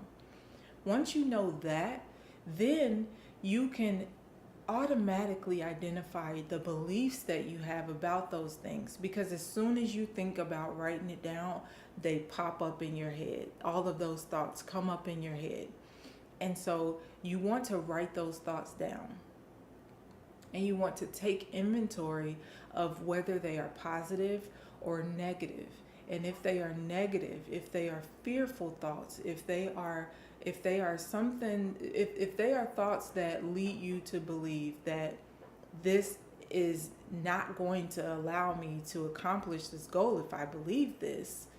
If you want to live a wealthy lifestyle, but you believe that rich people are evil, then that is a belief that you're going to have to trace back and figure out. So identify those things, because I'm getting ahead of myself a little bit. Identify those things. Once you have written out your goals and identify the thoughts and beliefs that you have associated with those goals, then you can move on to the next step. Now, number 2 is to understand the root of those things. That's why I was saying I was getting ahead of myself, because the way you get to the root is to trace it back. You want to take those thoughts and really kind of meditate on where this thought came from. Where did this belief come from? Why do I believe that rich people are evil? Why do I believe that all religions are pointless? Or why do I believe these things that I believe as they are related to my goals? So once you trace those back and say, oh, well, it was because of this experience I had in my past, or it was because this person told me this, or somebody that I trusted made me believe this thing, then that is a way for you to get back to the root of the reason you believe what you believe. For example, for a long time, I believed that I was the ugliest thing walking on the planet Earth. And I didn't realize that I believed that about myself until people started to compliment me, and I was confused. Like, what, like, I don't understand where that's coming from. Are they trying to be funny? Like, I really was confused. I did a video on this a while back, like some years ago, where I told this story. But to fast forward, I traced back that belief and realized that it came from my childhood when I was like 5 years old. And there was a woman, my sister is lighter than me, and I was the darker one, and the one with the shorter hair and all of that. So there was a woman who pointed out that I was a dark, ugly thing and told me, don't play with that toy and give it to my sister. And so from then on, I knew that my sister and myself were different. And I kind of came up believing that I was a little old, dark, ugly thing. And it wasn't until I was an adult that I realized where that came from. Now, number 3, which probably should have been my number 1, is you're going to start to implement some personal development practices. My favorite one, which is journaling, and the next one is repeating affirmations. Now, these things have to go together. One, with journaling, you get to write out everything that's going on. You're tracing back your thoughts and beliefs. You're writing out your goals. You're writing about the experiences you're having as you're unpacking all of these things. You might, once you start thinking about this, you might have a dream that leads you to a memory that you have of something that happened before that you completely forgot about, that caused you to believe something that you believe. And you're like, oh my gosh. And you know, that was so ridiculous, but it shaped who I am today. And it will help you to understand yourself better. It will help you get to the core of those beliefs, and it will help you to determine whether or not you want to keep that belief or switch it up.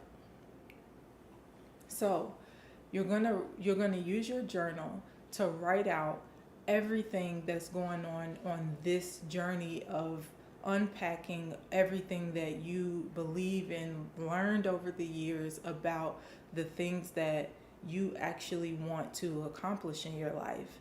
And then you're going to write out affirmations that will affirm the new beliefs, the new thinking, the new goals that you have set for yourself. So you'll say, I will be the first millionaire in my family. I will start my business. I will be a published author. I will reach my fitness goals. I will do this or whatever. You're going to write out those affirmations, and you're going to read them aloud to yourself on a regular basis. This will help you to identify more of those thoughts and feelings, because every time you say, I will start my business, or whatever your goal is, when you say, I will do this, if you don't believe that you will do that, that will come up. When you say it, you'll feel some kind of way about it because it doesn't feel right for you to say that. And that's something that you should document. You should write that down and make sure that you're taking inventory of these thoughts and feelings that are coming up as you say these affirmations. And then after a while, the most beautiful thing will happen. You will start to believe the things that you've been saying to yourself, because as it comes out of your mouth, you're one of the first people that can hear what you're saying. And once you do it so many times, it starts to take hold, and you will start to believe those things. And when you say it, those negative feelings, those negative thoughts that were coming up before are no longer there. Or they'll be so quiet that it's easy to ignore.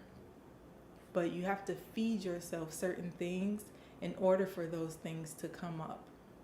And number 4, this is the last point that I want to make for you to practically do the things that are going to get you to your ultimate goals. When you're unlearning certain things, I want you to keep this in mind. Number 4, realize that nobody can live your life but you. Nobody can accomplish your goals for you. Nobody can do the work for you, do your inner man work. Nobody can do that for you. Nobody can make you think a different way. Nobody can change your belief system. This is all on you. So you have to commit to yourself. You have to commit to the process, and you have to understand what it takes to do this work. I mean, there may be some rough things where you are challenging your belief system. That is not an easy thing. So if you're challenging something that you have believed forever and ever and ever and ever, up until this point, think about how long it took for you to like get that ingrained into you. So say you're 25. You've been living with those thoughts and beliefs since you were born. This has been deposited into you all these years. And it took you up until your 25th year to make a change. So don't think that you're just going to say an affirmation or write something down and boom, you're this new person, because there has to be more work done. Just like there was a lot of reinforcing of these thoughts and beliefs and behaviors before, now there's gonna have to be a lot of things that go into, a lot of time that goes into you undoing those things, to learn something new and have that become your reality, have that become your belief system, have that become the way that you think now. So keep that in mind. You are the only person that can live your life for you, so you have to put in the work to get where you want to be. Thank you so much for tuning in. This, once again, is On Purpose with Andriea Denise. I really hope that you got something valuable out of this episode today. I hope that you are starting to do the good work. You stay beautiful on the inside. And this is from me to you with love. Peace. Gon' find me working, you gon' find me working. Gon' find me working. Gon' find me working, you gon' find me working. Gon' find me working, you gon' find me working. Gon' find me working, you gon' find me working. Gon' find me working. For the rest of my life. What up, y'all? This is Andriea Denise, and I am back with another episode of our On Purpose podcast. Now, today is very special, and I know I say that about a lot of my episodes, actually all of the episodes, but today is very special because we are talking about my success formula to accomplish anything. And why do I know what I'm talking about? Because everything that I have written down and set as a goal for myself, I've either already hit it or I'm well on my way to accomplishing that thing. And so I continue to consistently write down goals and crush them, basically, all with the help of God, of course. But I'm going to give you my success formula today, and we're going to talk through that really quickly. But before we get into that, I want to talk a little bit about some of the misconceptions that people have around success, around what do you say, around basically accomplishing things. And this comes, I think, from these gurus, these teachers. You know what I'm talking about, the people who teach law of attraction, the people who come up with these concepts, and they tell you one part, but they don't necessarily give you the other part behind the scenes. And so I'm gonna put you up on game. I'm gonna give you that piece that fills in the middle where they leave that out. So one thing, and I'm just gonna go over three because there are a lot of misconceptions, but I think these three are really important for you to understand, so that you can start to do the things that you need to do, and emphasis on the word do, so that we can get to your goals being accomplished, right? So number one is wishing really hard. Now, this is a misconception that a lot of people think that if they just wish really hard, then that thing, whatever it is just going to fall into their lap, in their space, wherever, and they're going to be living a much better life as a result of some type of magic. And that is not true. I'm sorry to tell you. And I'm laughing because I kind of thought that that's how it worked back when I first watched The Secret for the first time, and I'm listening to them talk about and this is one of those things where you have to consistently take something in. You know how you watch a movie and then you watch it again and you're like, oh, I missed that part. I don't know where my mind was or whatever. But I was watching The Secret and they were talking about how I discovered this thing and I did, blah, blah, blah. And all of these things about what you can have, what you can achieve if you just get a clear picture in your mind. And I'm joining all these email lists and I'm going through these guided meditations and I can see the car and I can feel the car and I'm going to test drive the car and I still didn't have the car. And so I'm like, what in the world is going on here? Where's the disconnect?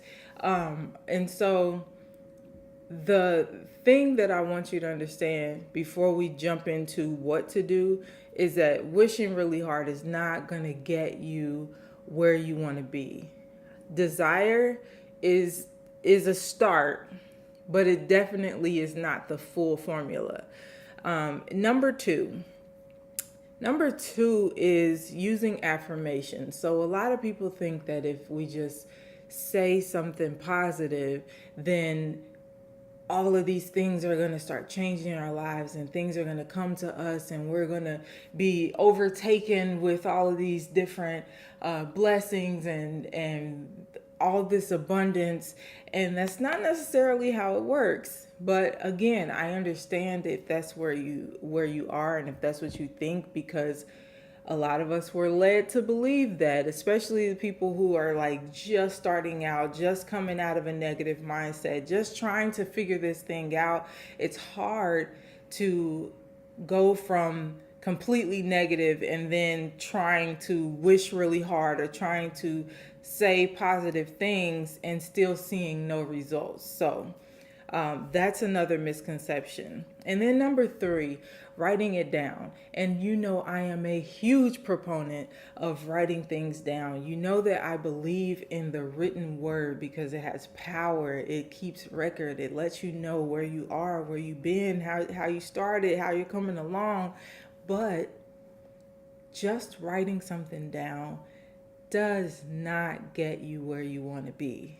If you say you want to be successful and you write that thing down and then close up your journal and go sit on the couch and watch some Netflix, it's not going to work for you, So let me ask you some questions. And this is going to be like really obvious because I want you to really let this sink in. I want you to really understand like these things. There's nothing wrong with desire. There's nothing wrong with affirmations. And there's nothing wrong with writing things down. These are all things that you should be incorporating into your personal development, personal growth journey. These practices. But these are not the end all be all. So let me ask these questions and I want you to really just think about them. If someone works out daily for 3 months and eats right, is it a miracle that they lose 40 pounds? Probably not, right? If someone works on their business daily for 6 years, is it a miracle that their business is successful? Probably not. If a person studies every night and shows up to class every day, is it a miracle that they have a 4.0 GPA? Probably not. So I hope you're seeing a theme here. Now, within all of these scenarios, you should see that this person is doing something. Now, and I hope I'm not jumping the gun here, but I really want you to understand something. Your belief drives your actions. So if you believe that you can lose the weight, then you're going to put action behind that belief and you're going to do the things that will cause you to lose the weight.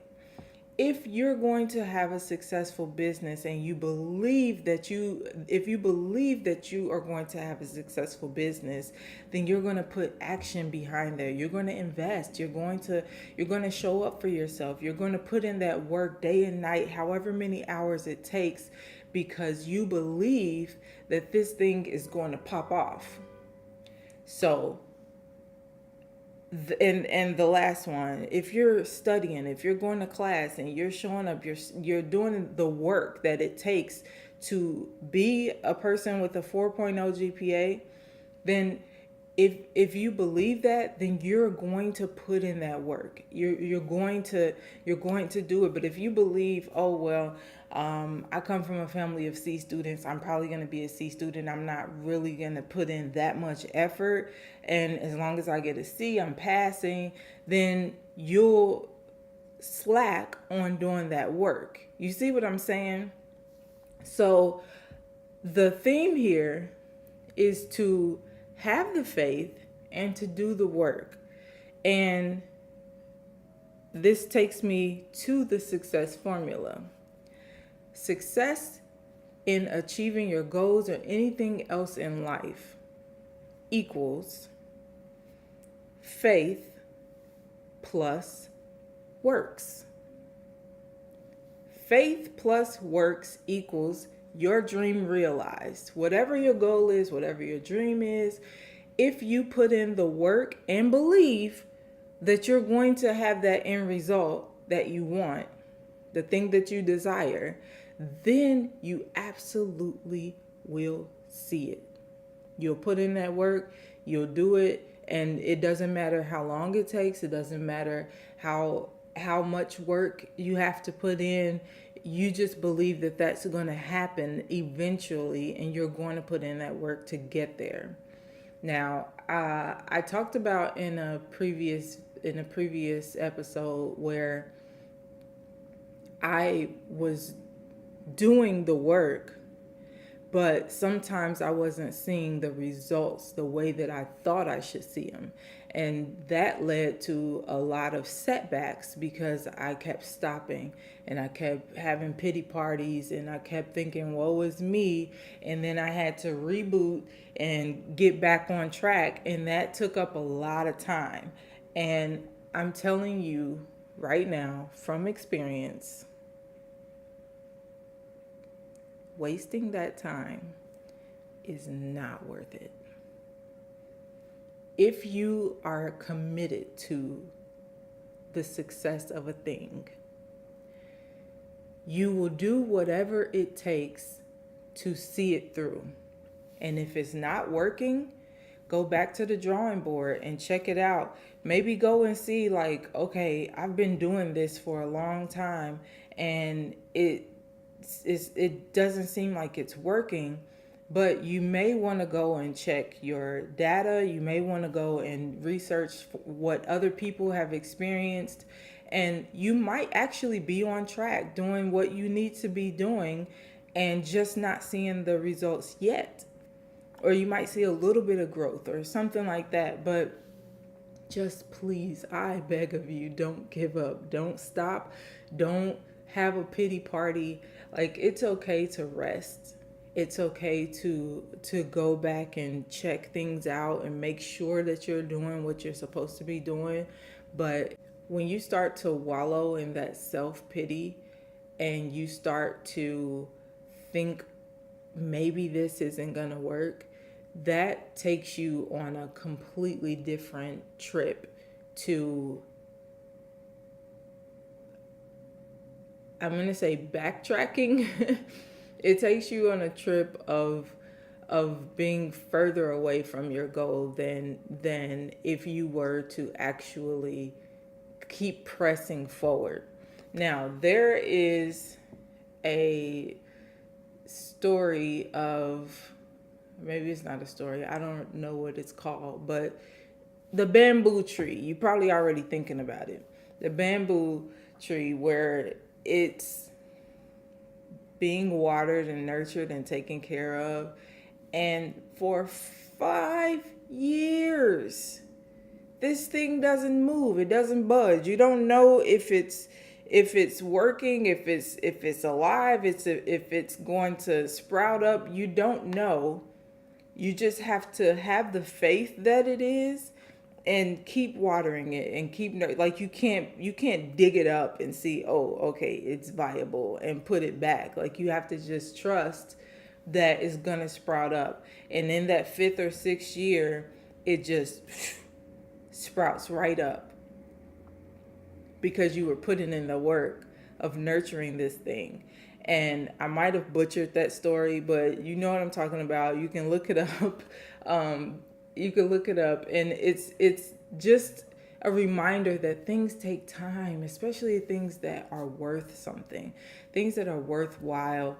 Like, it takes time. So, success formula: faith plus works equals your dream realized.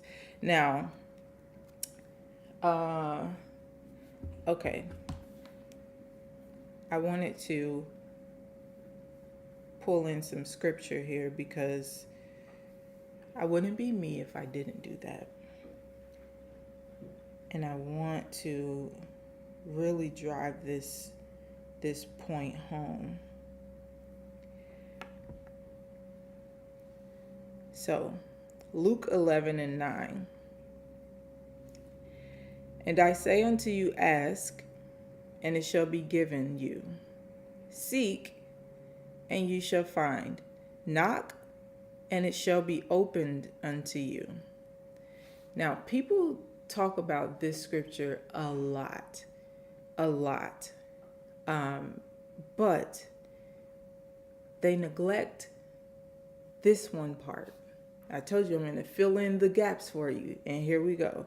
If you go back up to verse 5 and read through 8, it says, and he said unto them, which of you shall have a friend, and shall go unto him at midnight, and say unto him, Friend, lend me 3 loaves.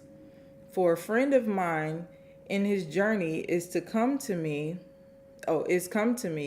and I have nothing to set before him. And he from within shall answer and say, Trouble me not. The door is now shut, and my children are with me in bed. I cannot rise and give thee. Verse 8 says, I say unto you, though he will not rise and give him because he is his friend, yet because of his importunity, he will rise and give him as many as he needed.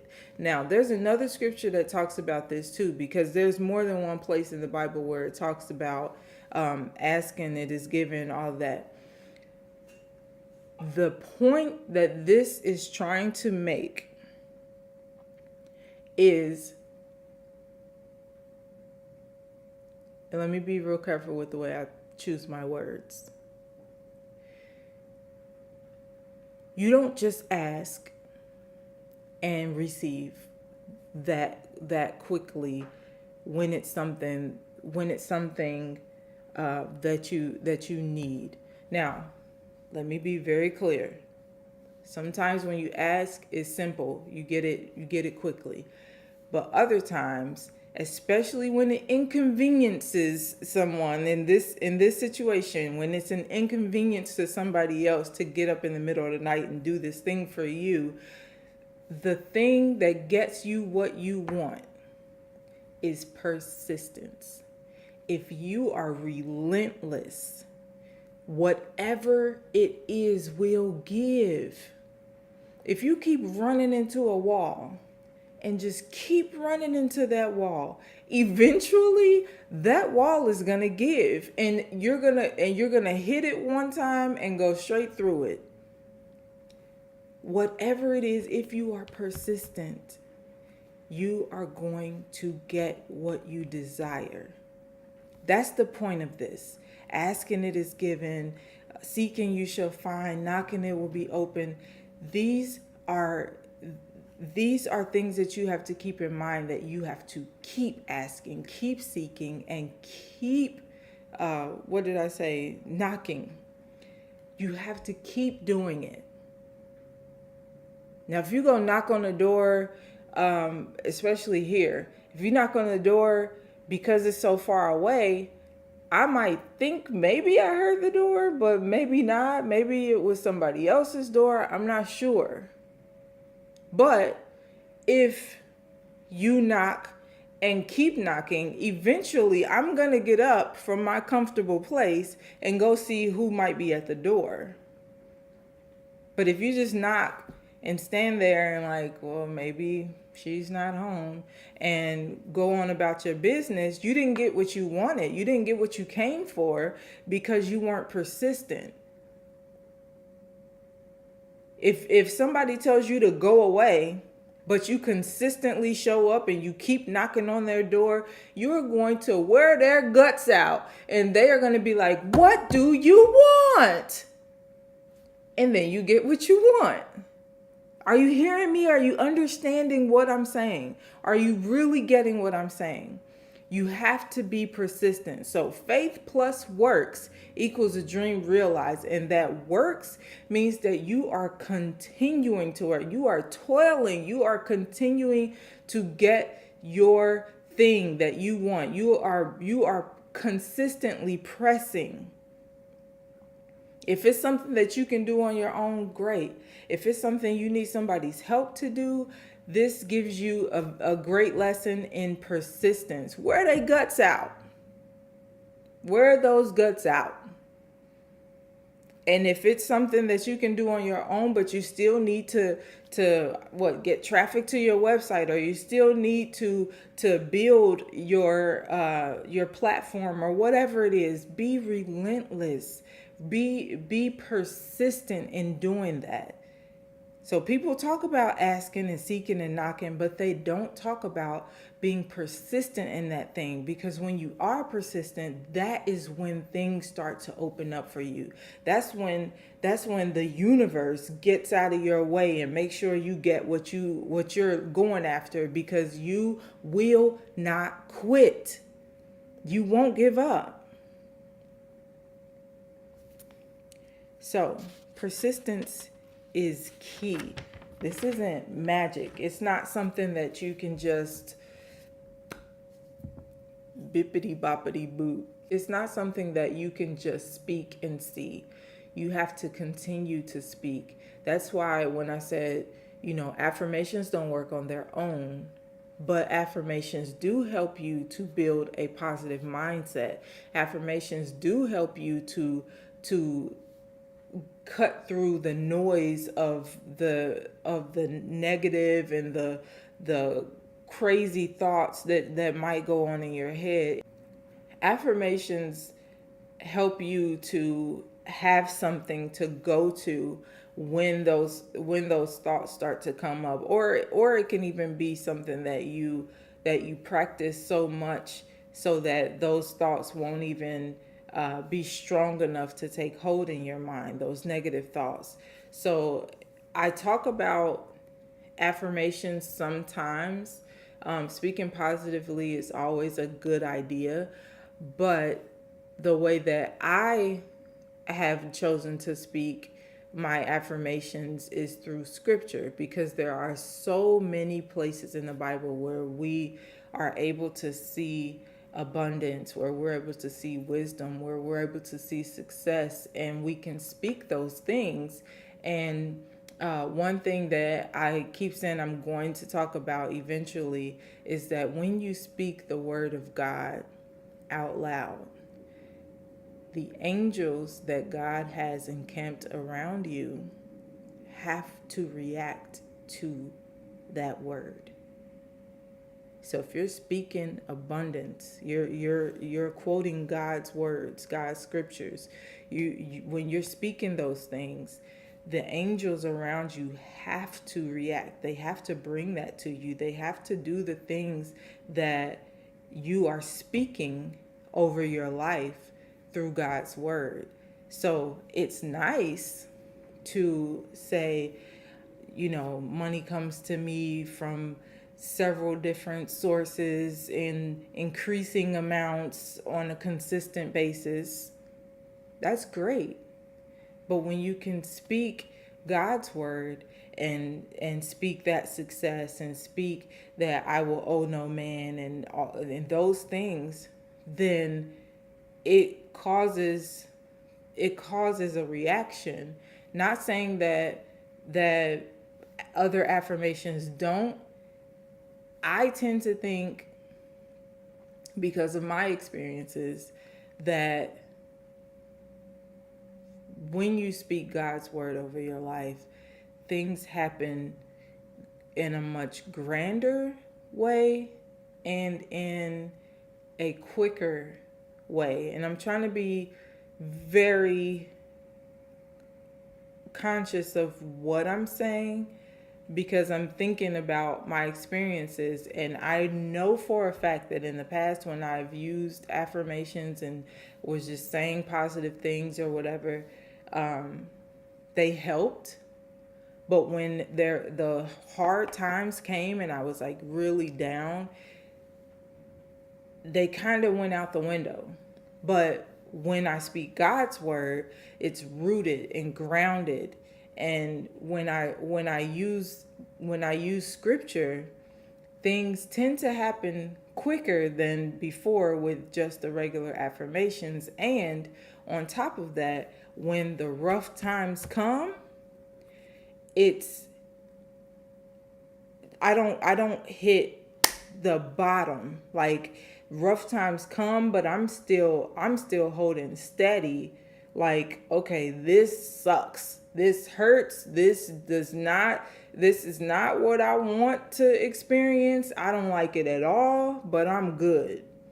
Like I'm still okay. I'm not binge eating nothing. I'm not down and can't function on regular day-to-day things. I'm not in a depression. I'm not hiding away from other people.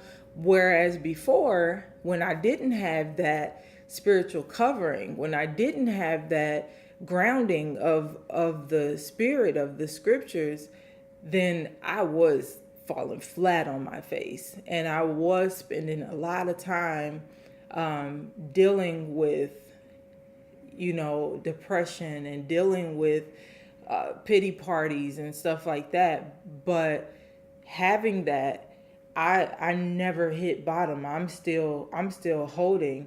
And the scriptures say, lest you dash your foot against a stone. Like he's carrying you, he's scooping you up, he's holding you. And that scripture helps to keep you lifted no matter what you're going through. And I've said before, there's nothing like there's no way possible that you will always be up and never experience any lows and never experience any rough times. It's better to suffer with God than to suffer without him, because without him, flat on your face. With him, you still holding. That's what I want you to understand. So you gotta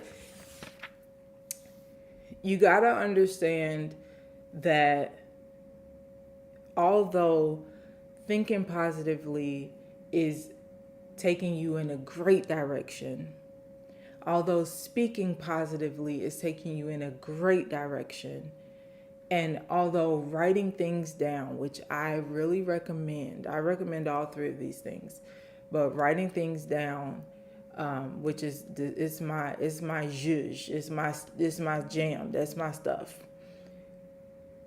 They are not going to get you where you want to go unless you make that commitment to putting in the work.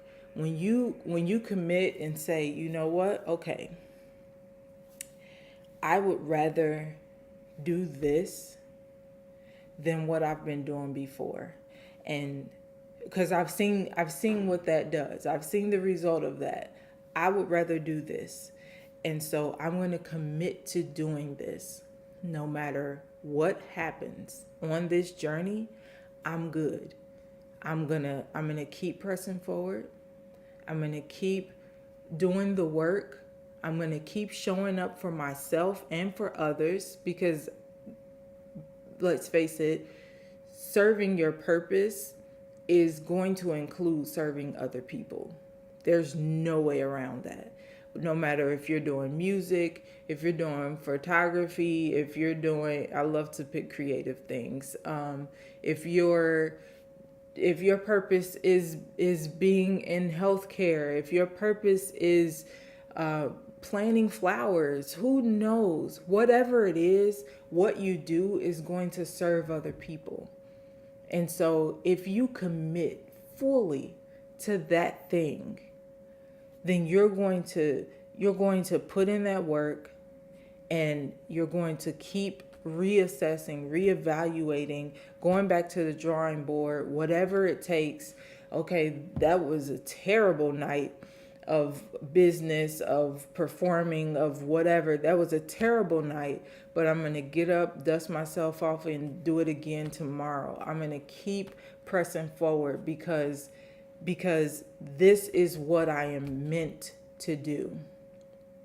And once life, once God, once the universe, once people see that this person is not going to give up, things will move out of your way and allow you to be successful in whatever it is you're doing. I know you can think about a bunch of movies where somebody was just relentless and they're like, get it how you live, man. Go ahead and get it. Pursuit of happiness. You could talk about Paul. He was locked up. He was nearly dead.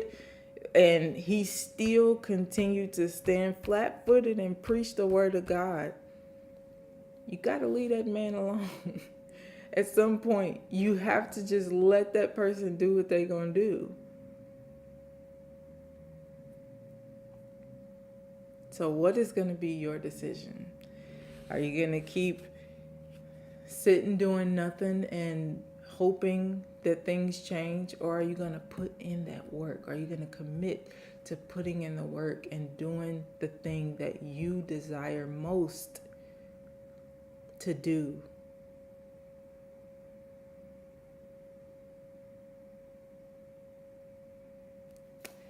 I'm going to leave it right there.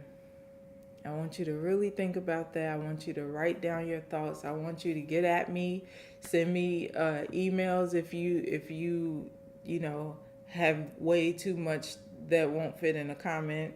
Leave me a comment. Let me know. What are your thoughts? Are you going to commit to doing the work? What has been your experience in the past? If you actually have started using scripture to speak over your life, I would love to hear about your results. And I will see you soon in another video for those of you who are watching me on the video podcast. And we will be back soon with another episode of On Purpose, of the On Purpose podcast. So until then, you stay beautiful on the inside. And this is from me to you with love. Peace.